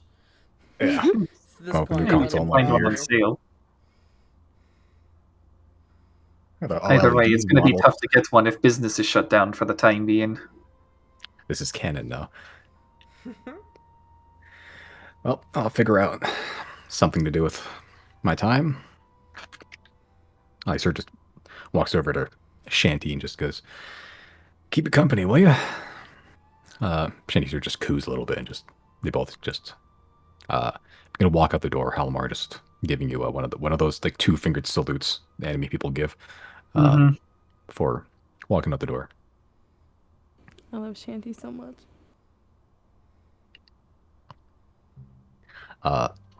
Eventually, Aurelia packs up some just something like writing tools, like almost like sketchbook type of stuff for like artsy stuff, and just begins to walk out the door. Geronimo just leaves.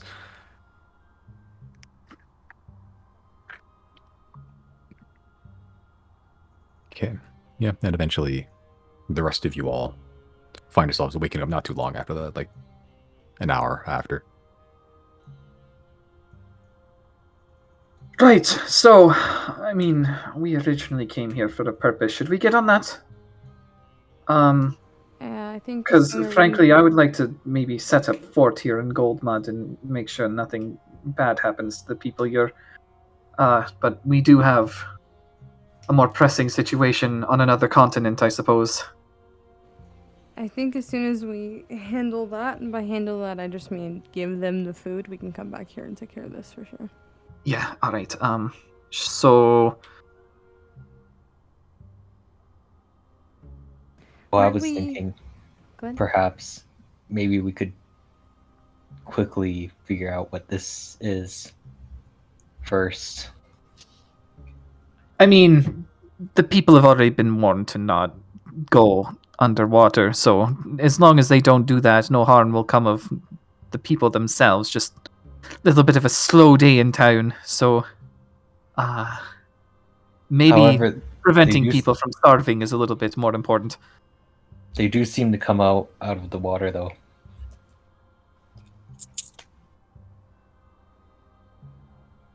Particularly near the beaches. Alright, Zero, your call. I say as long as everyone is made aware that these things are very dangerous and to stay away, we can hopefully try to keep the trip out to Fintu maybe in less than a day, and we can get back by the end of the night and take care of the people here.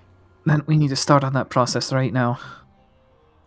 Yeah, it's pretty. Chris, you Okay. have your teleportation prepared, yeah? Yep. Excellent. Let us depart to our dragon then.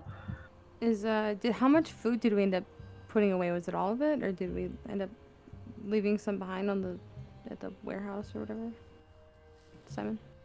I think you fit pretty much like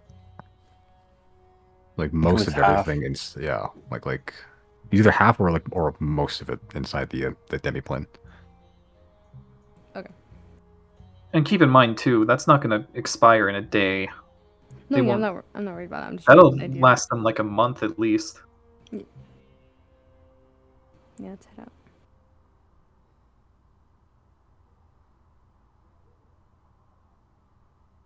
Oh, do you know, I didn't think about it till just now. How long has it been since, I guess I never asked her. How long has it been since, fuck, where were we? The first time we talked to Saleth, that was when we got to Teague, I think, right? I think so. Yeah, because It's that's been when like you discovered. a month, or like an Earth month anyway. Like 4 weeks. What's the Uh, one? Go ahead. Like when you first found about Sailor.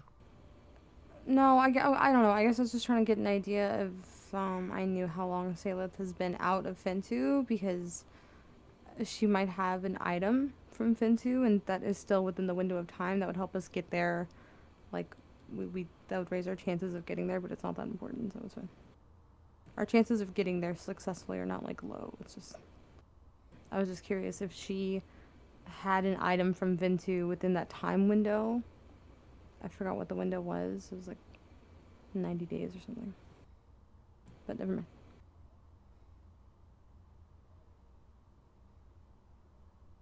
So yeah, just continue. Okay, just heading to the dragon then. I guess. Do we want Yeah. do we want to teleport there, or do we want to find it in a forest? He's up in the sky still, I thought. Correct.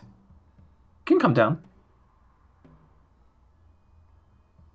It If I teleport Makes there, it- then I can't teleport to Sant.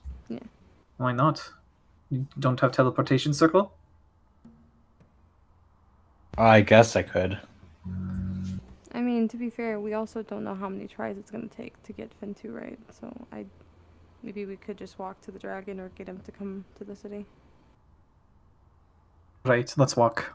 Conway doesn't want the dragon in town, so barring an emergency, we'll have to go find him in the forest then. Alright, I'll give the order.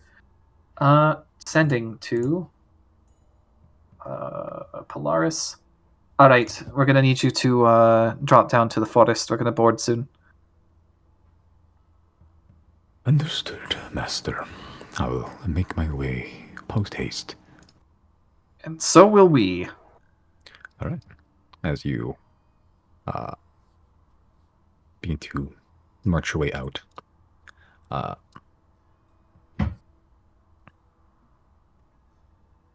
just heading out of the town, same path that you took to come in.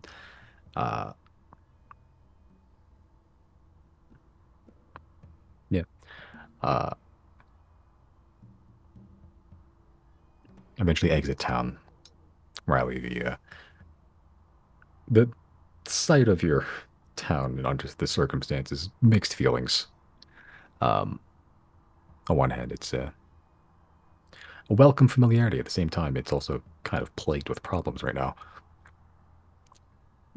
As you're all exiting, you can see Halamar and Shanty currently on the beach, not too far away from town, like within eyeshot, and you can see that Shanty's wearing like this. He started wearing them in the tavern before, like this vest made of like pufferfish skin, and you can see he's like inflated now, and like seemingly Halamar is giving swimming lessons. Oh, that's cute. Yeah, in the very shallows, like very very shallows. So she's not doing great, but she has a life jacket on, so it's fine.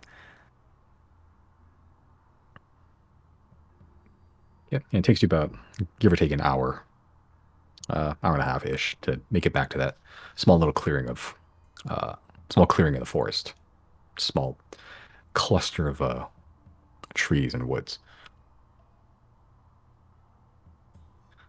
Yeah, and you do see your dragon sat in the forest. Yeah,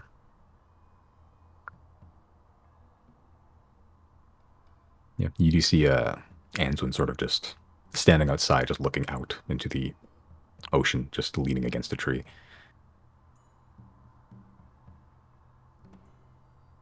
Well, sorry it took so long to get back. A lot of developments that happened.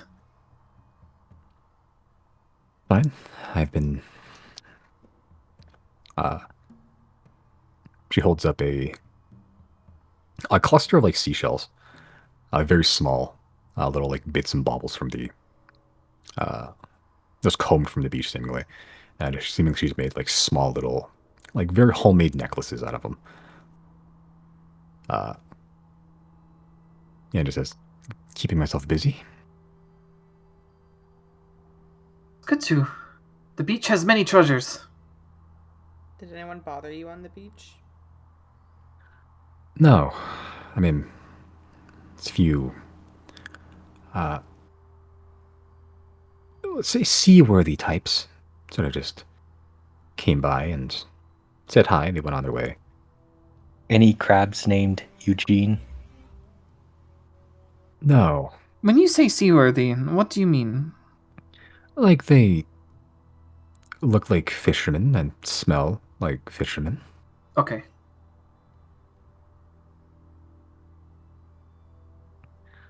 Actually begins handing out these little seashell necklaces out to each of you. Thank you, Oh, Aunt. I thank They're you. very nice. Make do with what I have. It's a nice little arts and craft project. More decor to add to the memory bank. Makes the adventure all more worth it.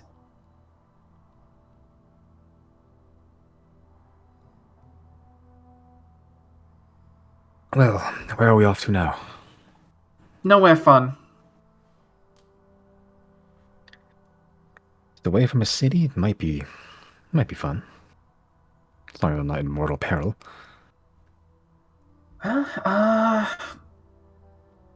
Zero, what are the deserts of Saant like at this time of year? What time of year is it right now? Summer? With fall? Or not fall, but Yeah, fall harvest. It's approaching the month of storm in like 4 weeks or so. does the climate change much in Sant at all? Yeah, it does. It depends on the year. The most of the year is kind of the same. It's the hottest in Haze, but it's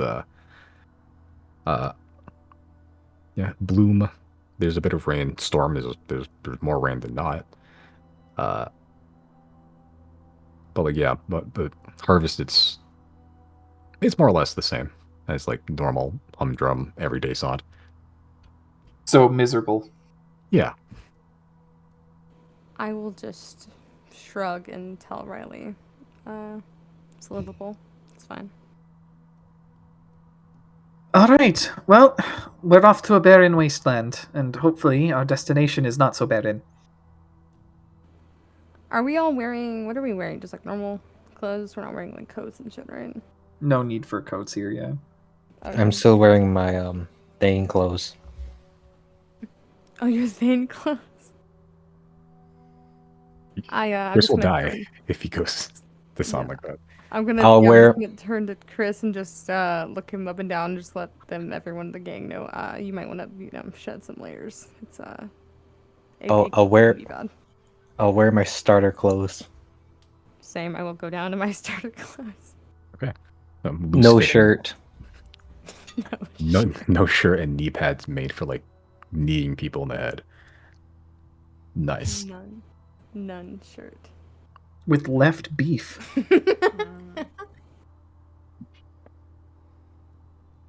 Okay.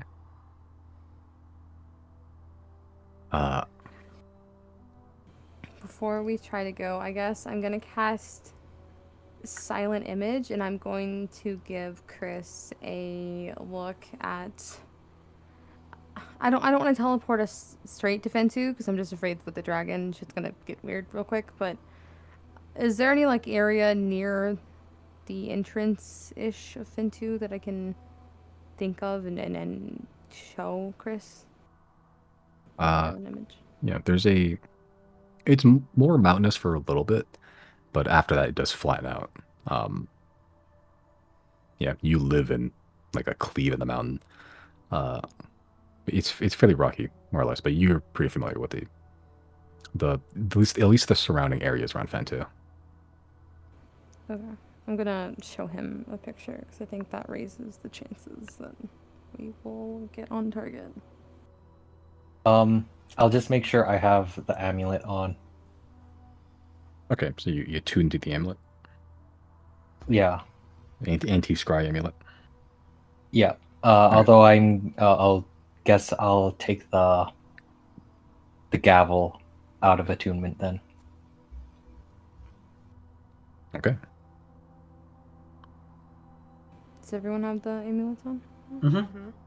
It's all of us then. Okay.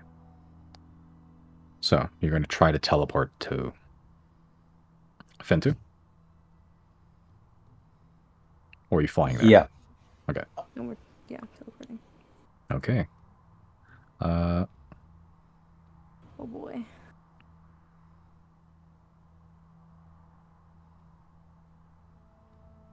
Cool. So as you all board Polaris, the doors close, or the drawbridge raises up, I suppose, the stairs. As you show Chris this like sand and salt blasted wasteland, cracked mud, almost no moisture anywhere, and just petrified like salt slaking trees.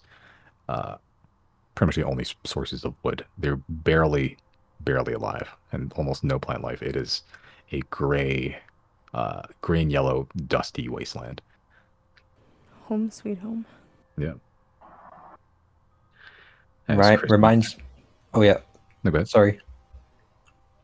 I was just gonna say it reminds me of Tetscat in between Tetscat and Thane. It's true. Yeah, the snow is like sand and rock. Cool. As you try to focus on that image, you've never been really anywhere remotely that hot or close to even to Saant. So, I'll classify this as you viewed it once. I need you to make a roll d100 for me. Oh, I'm so scared. Oh shit. Could very well be. Oh no. Isn't it closer to one that's better? No. No. Depends on the thing. I'm excited. I'm looking at the table right now. Yep. Oh no. Okay. All right. Okay. Oh Jesus. Where the hell did it go? All right. As you all begin to feel the space around you collapse into nothing, your selves and your senses begin to get smaller and smaller. Eventually, they erupt back into being. The space has been you crushed, literally, as you feel like your body parts are not in the right spots. You each take 17 force damage. The fuck? Is this part of teleportation? Nope, that's what he got on the table. Oh. 17. Math. Minus 7. 5, 6, 1, 3, 4, 5. Okay. I think I did that right. Yeah, as That was 17, right? 17, 17. As Chris, you teleport and you feel immediately something is wrong. As all you see around you is just gray, white, brown, like you teleported into the earth or something, and like there's just not enough space to accommodate anything in that space either. Roll again.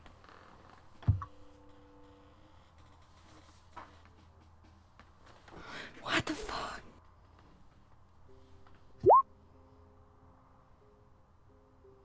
Oh, I was looking at the wrong roll. I'm sorry. Actually, doesn't that mean Answin's out cold right now?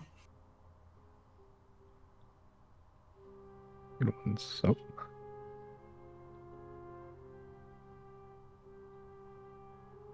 Chris, you immediately try to like continue the spell again to a different location, but again, you're just not familiar enough with this space, as you're just trying to ping pong anywhere that is safe. But in doing so, you teleport yourself somewhere you're not supposed to either.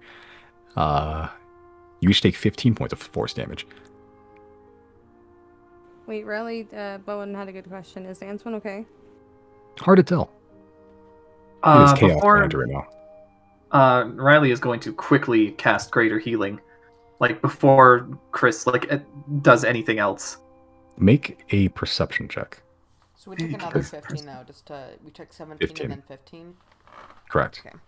Okay, let me just, I guess, put that on Who me makes real quick. perception? How many of us? Everyone, sure. Those are not good rolls.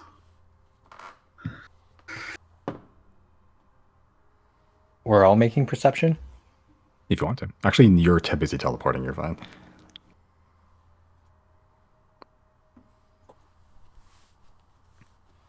Okay. Janet and Zero. You can't make heads or tails of anything that's going on. You were in the dragon one time, and all you see is just flashes of color, and then suddenly rocks, and then you feel this racking pain in all of your body. And then it colors again, rocks, and all of a sudden, racking pain. You have no idea what's going on. Riley, in between these shifting and pulsating colors of reds, whites, blues, browns, everything. You see a vague shape of Anduin sort of just a little limp. Yeah, I'm gonna cast healing. Okay. Where is it? What was it? Great Mass Cure Wounds. That's the one. Just at level 5. Oh, great. Okay. That's for everybody, by the way. Yep. Just minus 15. Gotta add 15 back.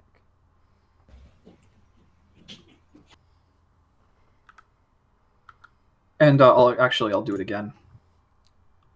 Because we did it twice. One for each. And 25 the Dang. second time. Okay. Thank you, Yeah, that puts Riley. me Thank at you. max. Yep.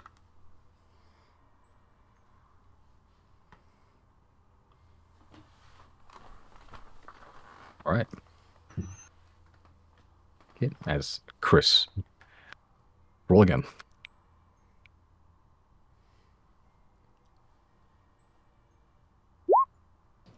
Okay. Okay. Does this all count as one Yeah, it spell does. slot? Okay. Yeah. If a mishap occurs, then you just keep rolling until something you get something that's not a mishap. Okay. Thank fucking God. But as you're trying to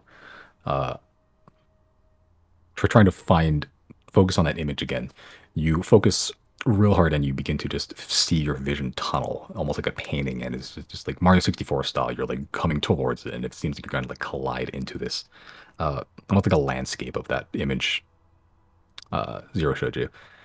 And eventually you push through, and you find yourself immediately racked with severe heat. You begin sweating profusely. How's Pretty much Answer immediately. looking? She's buckled over on hands and knees, just panting. Okay, she's alive. Alright. Can I go over and help Anson get out? I feel really bad. I didn't think about her being here. Yeah, as you help her up, just rest her up on one of the chairs. She's not looking great. Answin, if it's any consolation, we're all feeling that right now. It's not.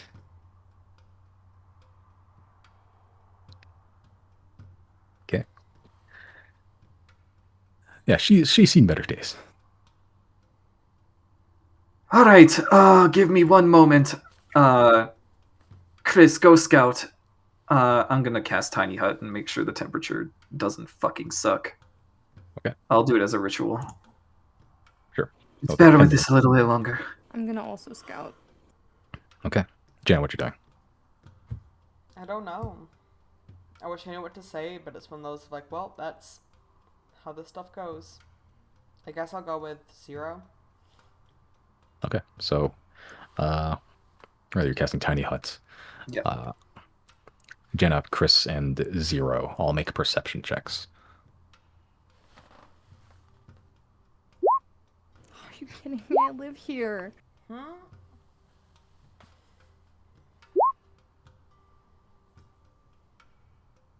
Okay. Okay.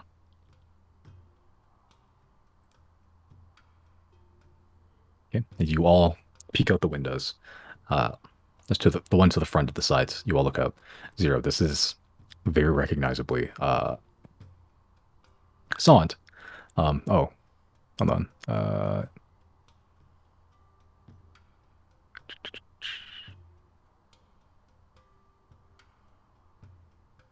Actually, this is a good, interesting point of order.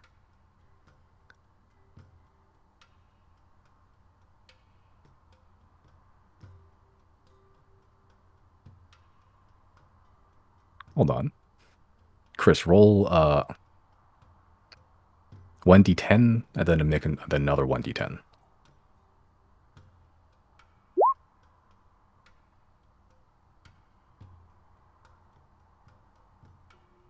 Did it go through?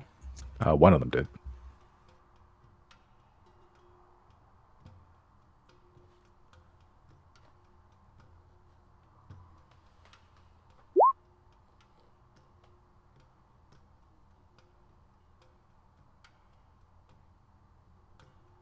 Okay. Roll a d8 for me.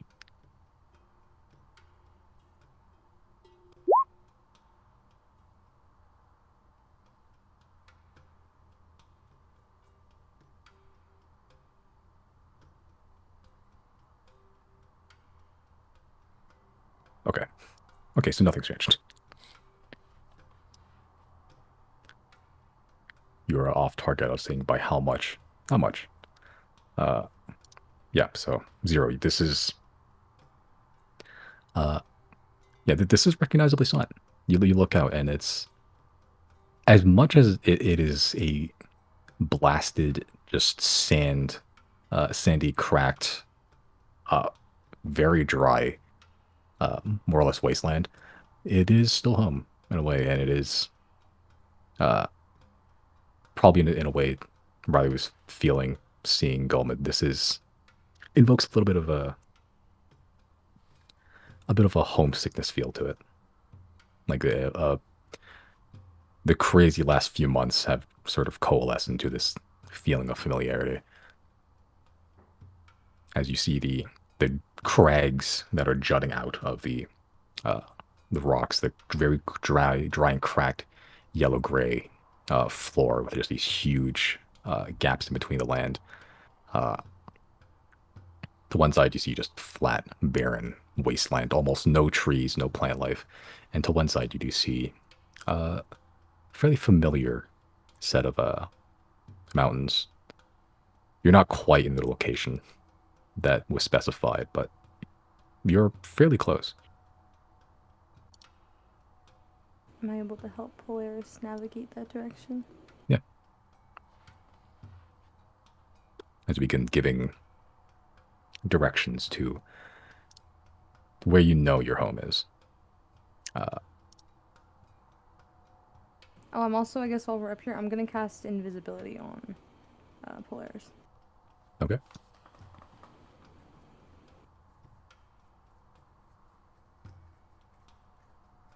Okay.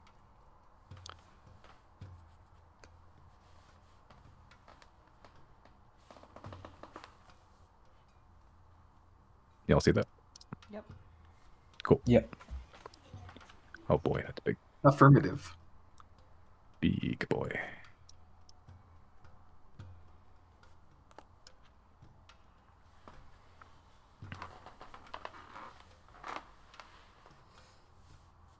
Feels like we're at the end of The Bachelor and we get to see everyone's hometowns.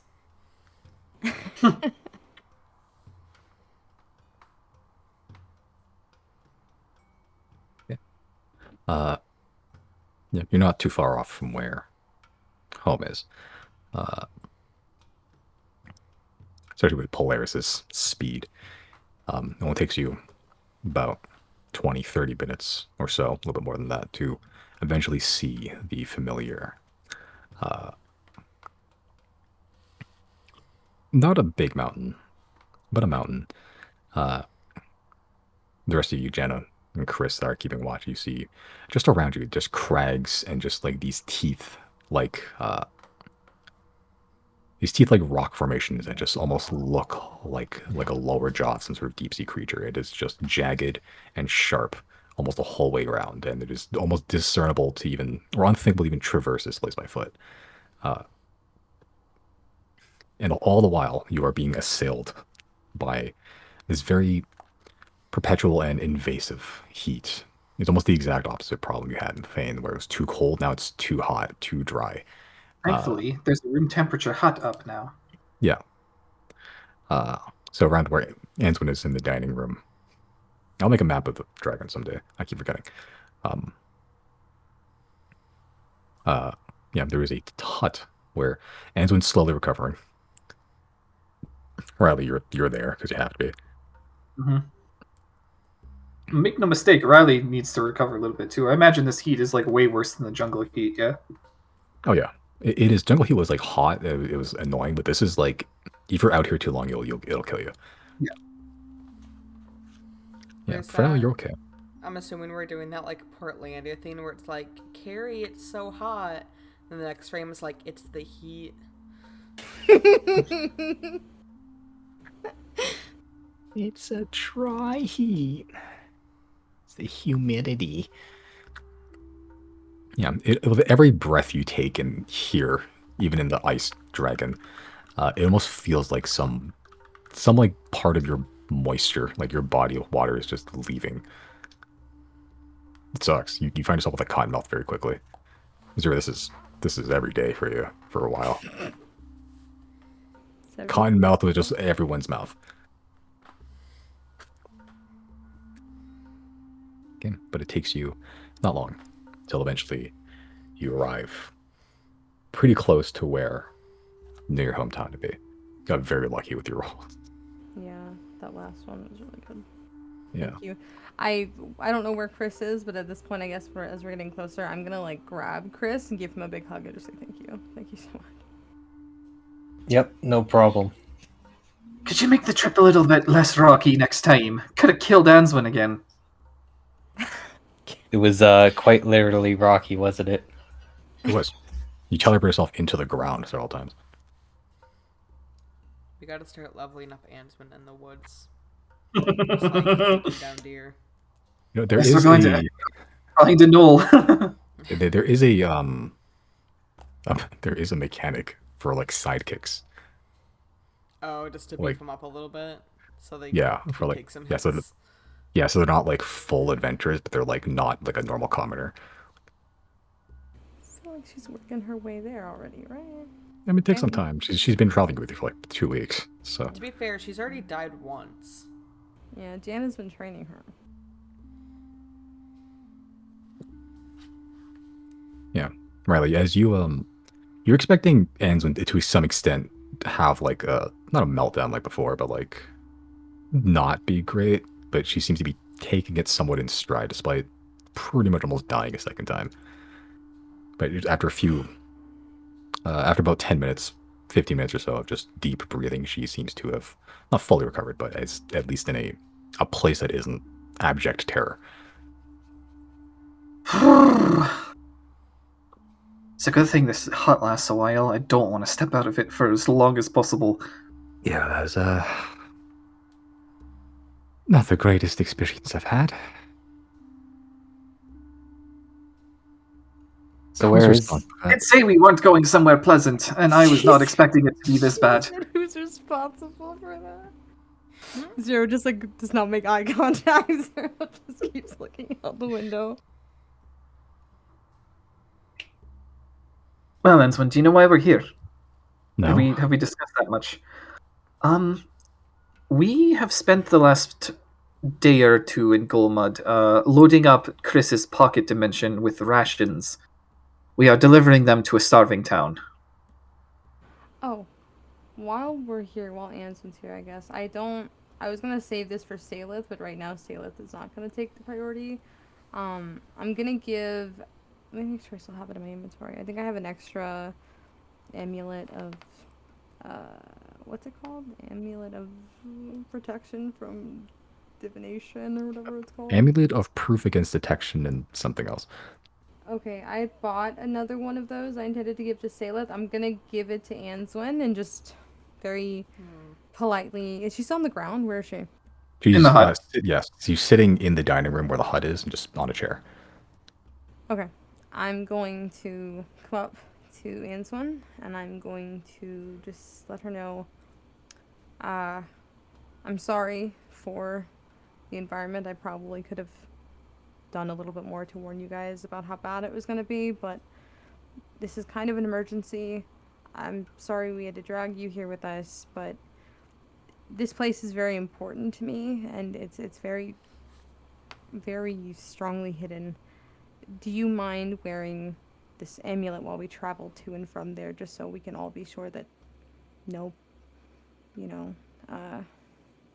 one's going to be maybe watching any of us while we're here. For the protection of the people in the town, of course. She sort of just takes the amulet and like hesitates a little bit to put it on, and then just puts on it anyway. She just shrugs an eyebrow and just goes, "As long as it's not going to kill me." This is the anti-death, honestly. Then I'll guard it with my life. You're going to How want to about- focus on it for about an hour. That'll make sure you're using the effects even when you don't know that you are. Okay. I'm pretty good at sitting here. I'll sit here. I'll let you know when the hour's up. Oh, and if for any reason we might get separated from you, I think that might be a good emergency situation for you to take it off so we can try to find you again, if that's all right. I think I have the stone that you gave me. Oh, yeah, that's true. Sure, you'll be fine.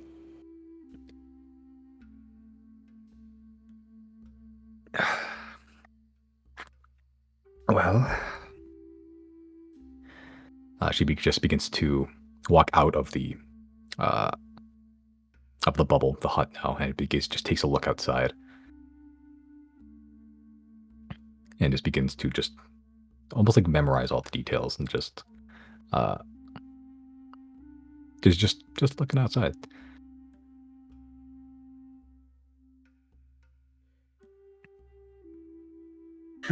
Riley's going to stay in the hut until we land. This area is probably the opposite of what Riley likes. It's about Completely devoid of water. Twice as hot as I'm used to. It is Maybe there's sandfish. There could be sandfish. It's worth looking into. Perhaps Airlock's influence has traveled this far. You know, some deserts actually used to be oceans. They just dried up. Really? Perhaps there is remnants of that here then. Simon, you said Anson's looking out the window. I don't know if you just said it for flavor or if, like, actually she looks like she's trying to memorize the land. She's just like eyeing it up, like intently. Like she's just looking at everything.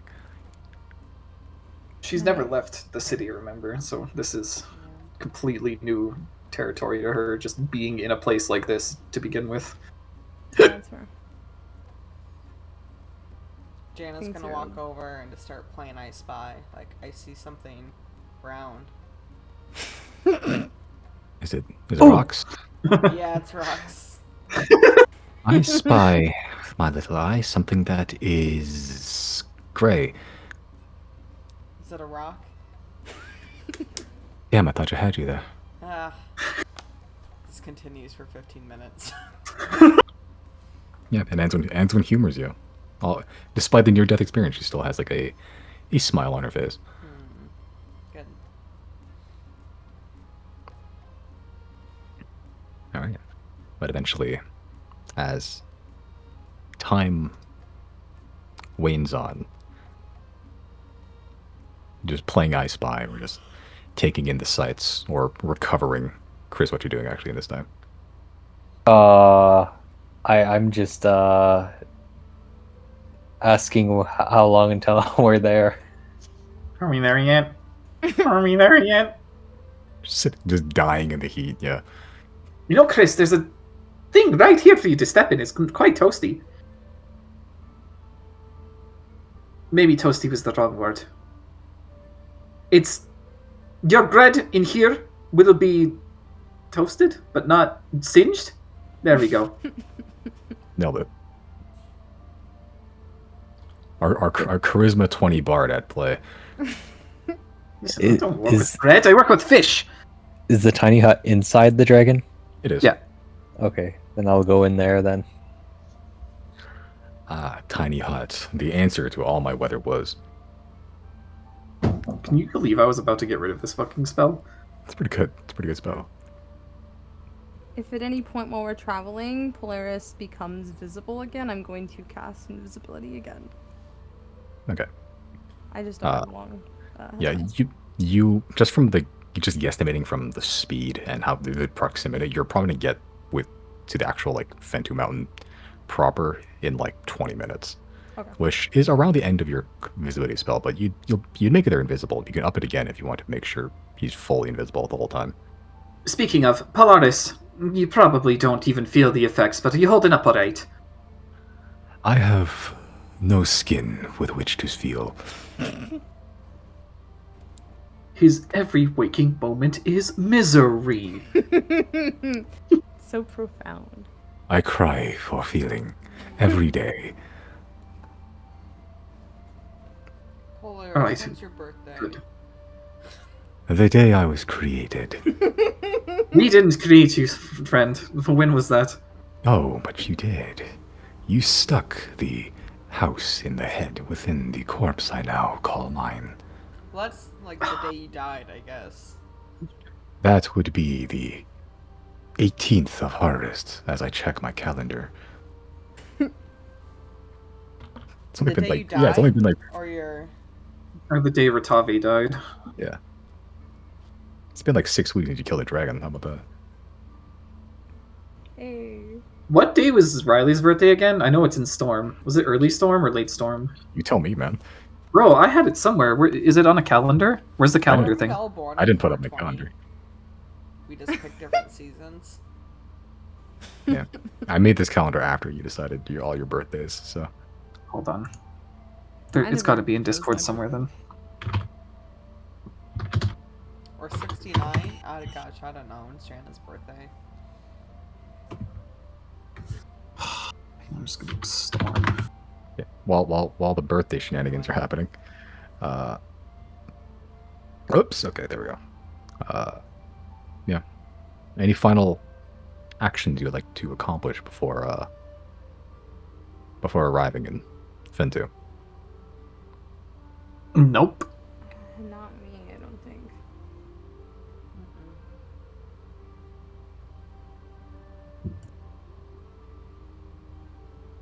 All right. Okay. Eventually, that not a lone mountain. It is a mountain just like any other, from the outside at least. As you approach that rounded in shape but jagged in texture mountain, you come within a mile or two from it, which you know roughly is how big the thing is. I gotta fly into it, or you gonna walk the rest of the way? I'm gonna try to fly as close as we can get without sending Polaris like right between in the trench, if that makes sense. Like leave him right out the entrance. Is that? Yeah. Easy enough. Okay. As he flies, who's watching outside right now? What do you mean watching outside? Who's looking outside? Just generally. Nope. Like, I think I am. Okay. Playing I Spy. That counts. Yeah. Chris, what you doing? Just chilling still? In the hut? Yeah, if we get close by, maybe I'll come out. Okay. Yeah, as the ones watching out from the front, the heat immediately hits you. The dry mouth gets you as you begin to just look outside, and you see that one mountain, Polaris, begins to Perun zeros and start to begin to descend a little bit. And as he does, eventually, he just looks like a mountain, but then you suddenly strike this almost like arcane field around you, and almost a glimmering twilight. These stars begin to just scatter around you as you've just pierced something, and suddenly that one singular lone mountain, there's a cleave down it in the center, like a very, very sheer canyon right down the middle of it, all the way. That was not there before. And as you pierce this veil, the purples and blues just begin to scatter around you as you begin to just approach the mountain. Eventually, the arcane field around you just dissipates. I'm not sure where it is, but behind you, presumably. As you get closer, you can see some sort of structures, sort of spider webbing between the two sides of the cleave. A lot of them. As you get closer, you can see very minute buildings. They're more huts, if anything. You also see colorful cloths just sort of draped across it from end to end. It's a fairly uh, sizable canyon.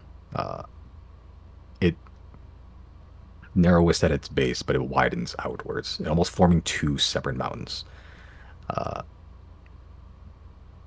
As you get closer, Polaris Invisible lands probably about 100 feet or so from the first signs of civilization. So Polaris has landed. Yeah. All right, here goes nothing. He drops the HUD. The heat hits you and it sucks. Mm, Fucking God, sucks. Zero! You live in this for so long. damn. It's How? like walking into an anti-sauna. By the time we land, Zero's already jumped out of the dragon. I'm already like running, running towards Mitsu. No We wonder may as well Zero give hates the chase. water. Wouldn't Zero love water living in this? This sucks. God, this is worse than Thane. At least you can bundle up in Thane. Being hot is worse than being cold. I feel like Jana and Riley are like the old time. Like we got like our clothes off, like wrapped around our heads.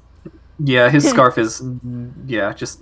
Actually, yeah, his scarf is around his head right now. Like, what's the word? Whatever the Arabians do to, like, Like a fend off headscarf? heat. Yeah, something like that. I'm gonna conjure up a fan and wave it on my face.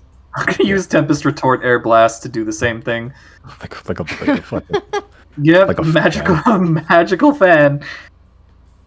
that's a use for it. It's always hilarious using like extremely powerful, god-given, Most legendary mundane artifacts for purposes. like normal shit. Like using a mythical sort of legend, used like plunge direct into like the iron heart of a dragon to like hang your clothes to dry. Like it's hilarious to me every single time. What's the point otherwise? Yeah. Yeah. Nothing to stab right now. May as well use it like this.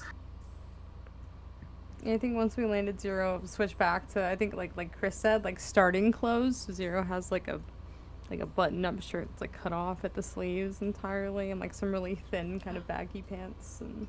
I thought I was about to looking get them at- jorts. Shorts. Make them booty shorts.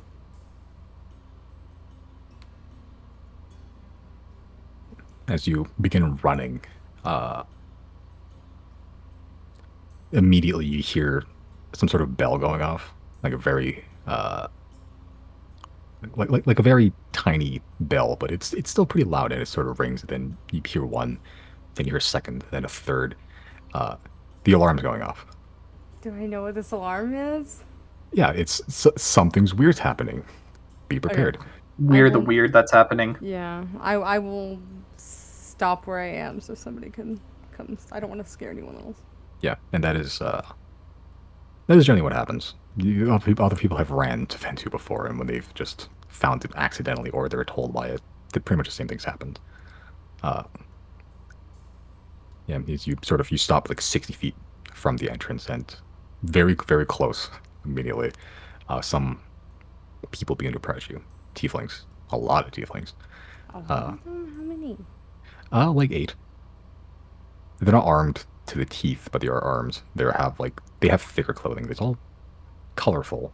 Not all colorful. It is decorated at the very least. Some of them are just very normal, like olive greens or browns, but they have like little like braids in between them, or just like looped together with some sort of decorated belt. Some pieces of like splashes of color. What's more colorful is their skin tone, with tieflings of reds, blues, purples, yellows. A part of you missed being surrounded by your own people in a way. It was a little bit weird traveling to just a different area, not knowing anybody. But this is a sense of home in a way. As they approach, you see a couple tieflings approach you. Some of them have spears, some of them just have axes, like more like woodcraft axes than anything. Some just have normal knives, but they all have thicker padded clothing, just to compensate for what armor they have or don't have. I'll put As- my hands up just to kind of show that I'm unarmed. And yeah, as you approach, you don't recognize anyone here. You've seen them around. Like, some of the faces look familiar, but you don't know them by name or anything. As you approach the one of the lead, it's like an older tiefling, just a blue tiefling with a two horns that sort of just curve around the side of the head. One seems to be broken off, and they just capped it with some cloth. Just approaches, and he just squints his eyes a little bit. You look familiar. What kind of expression does he have? Just like skeptical. Yeah, but he's just like he's trying to place what your intention is, but he also, yeah, like he's like trying to remember something. Is my mom, like, people know my mom here? Yeah, she's known people. She's well liked among the community. Everybody knows your mom here. Everyone. I'm just going to leave my hands up and say, my name's Zero. I'm the child of Dessa. I was a retriever previously.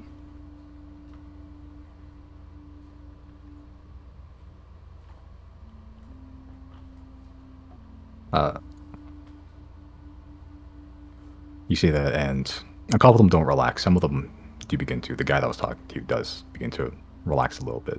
He sort of just whispers something to the side to one of the guys, and they just begin to walk back to the town. The guy talking to you, the blue one. Yeah, I heard you disappeared one day. I'm just gonna give a little shrug.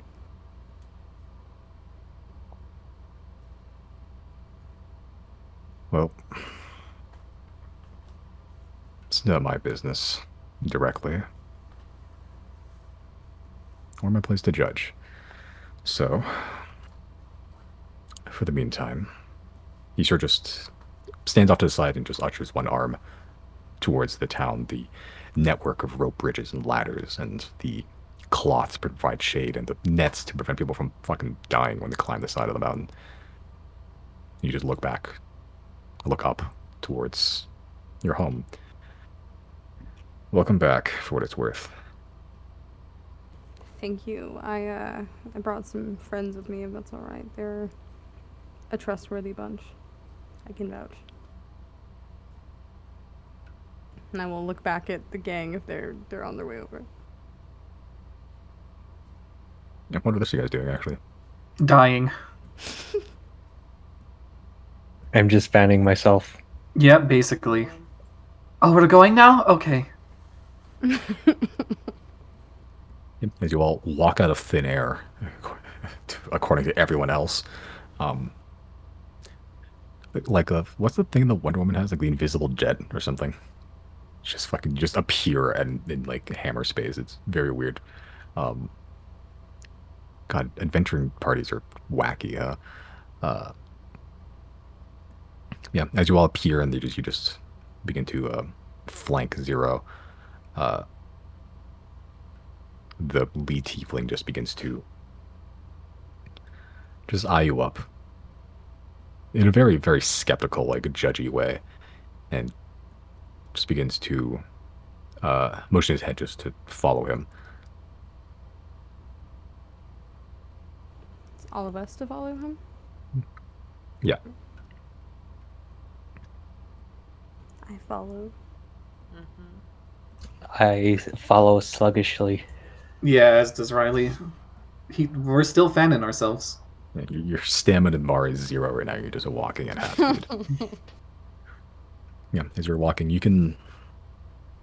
The air sucks even worse out here. There's like a hot wind that doesn't make it cooler. It makes it hotter when it blows onto you. Like you start sneezing and coughing a little bit because just a big plume of dust just kicks up and just gets in your eyes and your face. Uh, Infinitely more annoying than Finn. Uh, yeah, as you just cover up a little bit and just head down, keep marching. Zero and the other tieflings don't seem to mind. This is just life. Uh, yeah. You just begin to make your way across the dry and cracked, almost like mud flat type texture. Like some of you almost roll your ankle just walking. You get closer and you can see the network. This veritable spider web of just these rope bridges made of some sort of a rough fiber. Ladders that are just also made of fiber. There's a couple made of wood. Some of them are just built and carved out of the rock face itself. And you see a bunch of people, just tieflings everywhere, just climbing up and down like everybody's been. Some just climb up ladders, no hands. They're just walking up it like stairs, but it's almost sheer vertical. Somehow people have cobbled together a life in between two mountains. As you all approach, your presence does seem to draw a good amount of attraction, as most people just stop what they're doing and begin to watch you. On the way there, the tiefling, who's guiding the blue one, just begins to talk to you, Zero, just making idle chat, if anything, just going, well, if you left once, why, what brings you back? I'm gonna reach into my bag of holding and I'm gonna pull out one of the rations and kind of sleight of hand it to him and just let him know I was sent by another retriever. You might know her, Salith. She let me know the situation with the allies in the city. So I brought what I could to help out.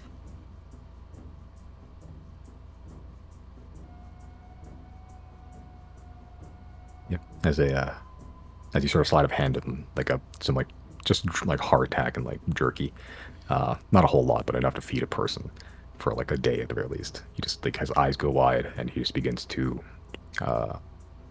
look towards the near the base of this canyon, where you know the closest thing to a clinic is, or at least like an emergency clinic. He just goes, how much do you have? How much more? How much room do you got? He just smiles very wide. And just, you don't know the guy, but he begins to just walk in to hug you. I allow him to hug me. I don't reciprocate, but I'll allow it. He sort of just like finds a kid that looks like, you see, there's still people around. There's not all of them are like immediately dying, but there are a number of them that look like they haven't eaten in a while. Like you can start seeing some of the bones around the arms. Some of them are worse than others. Some of them look healthy-ish. But there are a few people that are just sitting outside against, like, back against the wall doing nothing.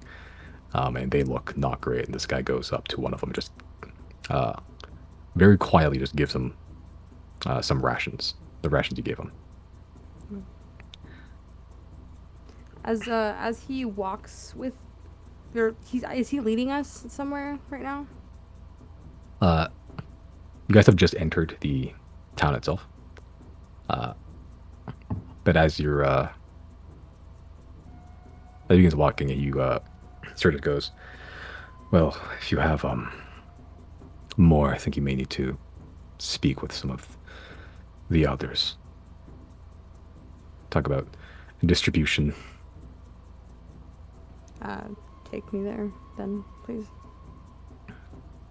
Yep. And he begins to almost like course correcting, changing his path. He begins going up the ladders and the various rope bridges upwards the taller of the two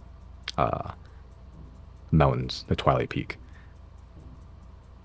As you can see up high. You can see a couple larger buildings that are carved into the rock itself, and also almost some sort of like arcane, very large arcane carvings that are carved near the tip of this mountain.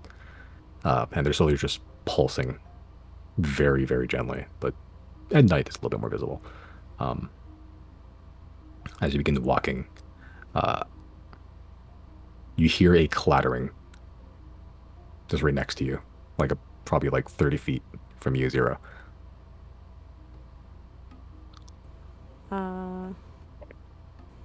I turn to see.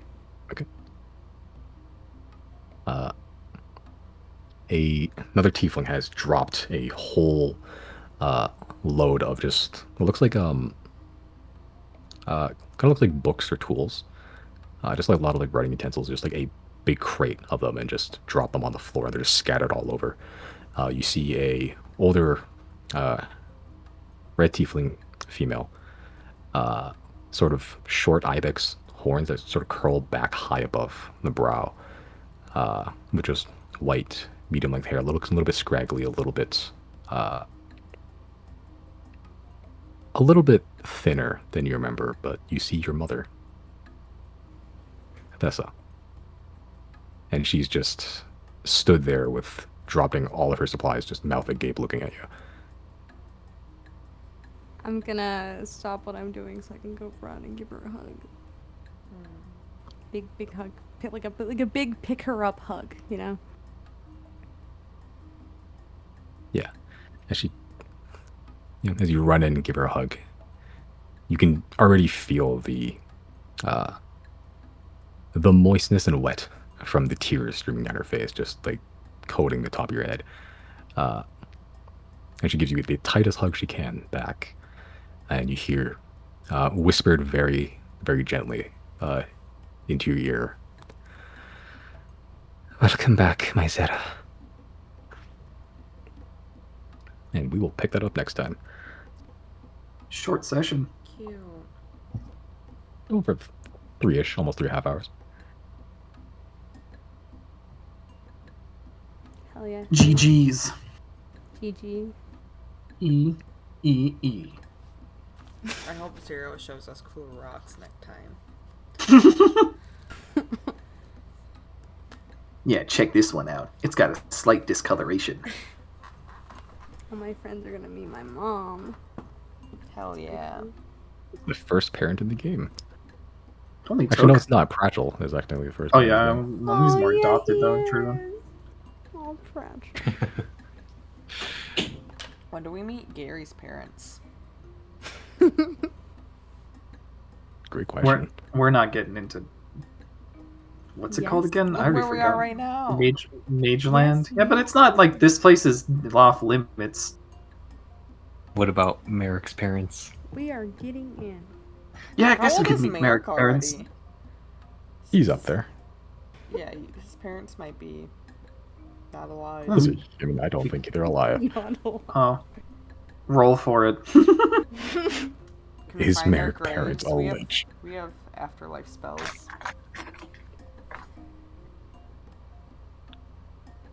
XP. XP?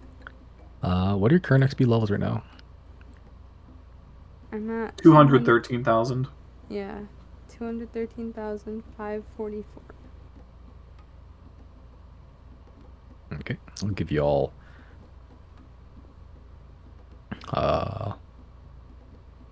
Hold on.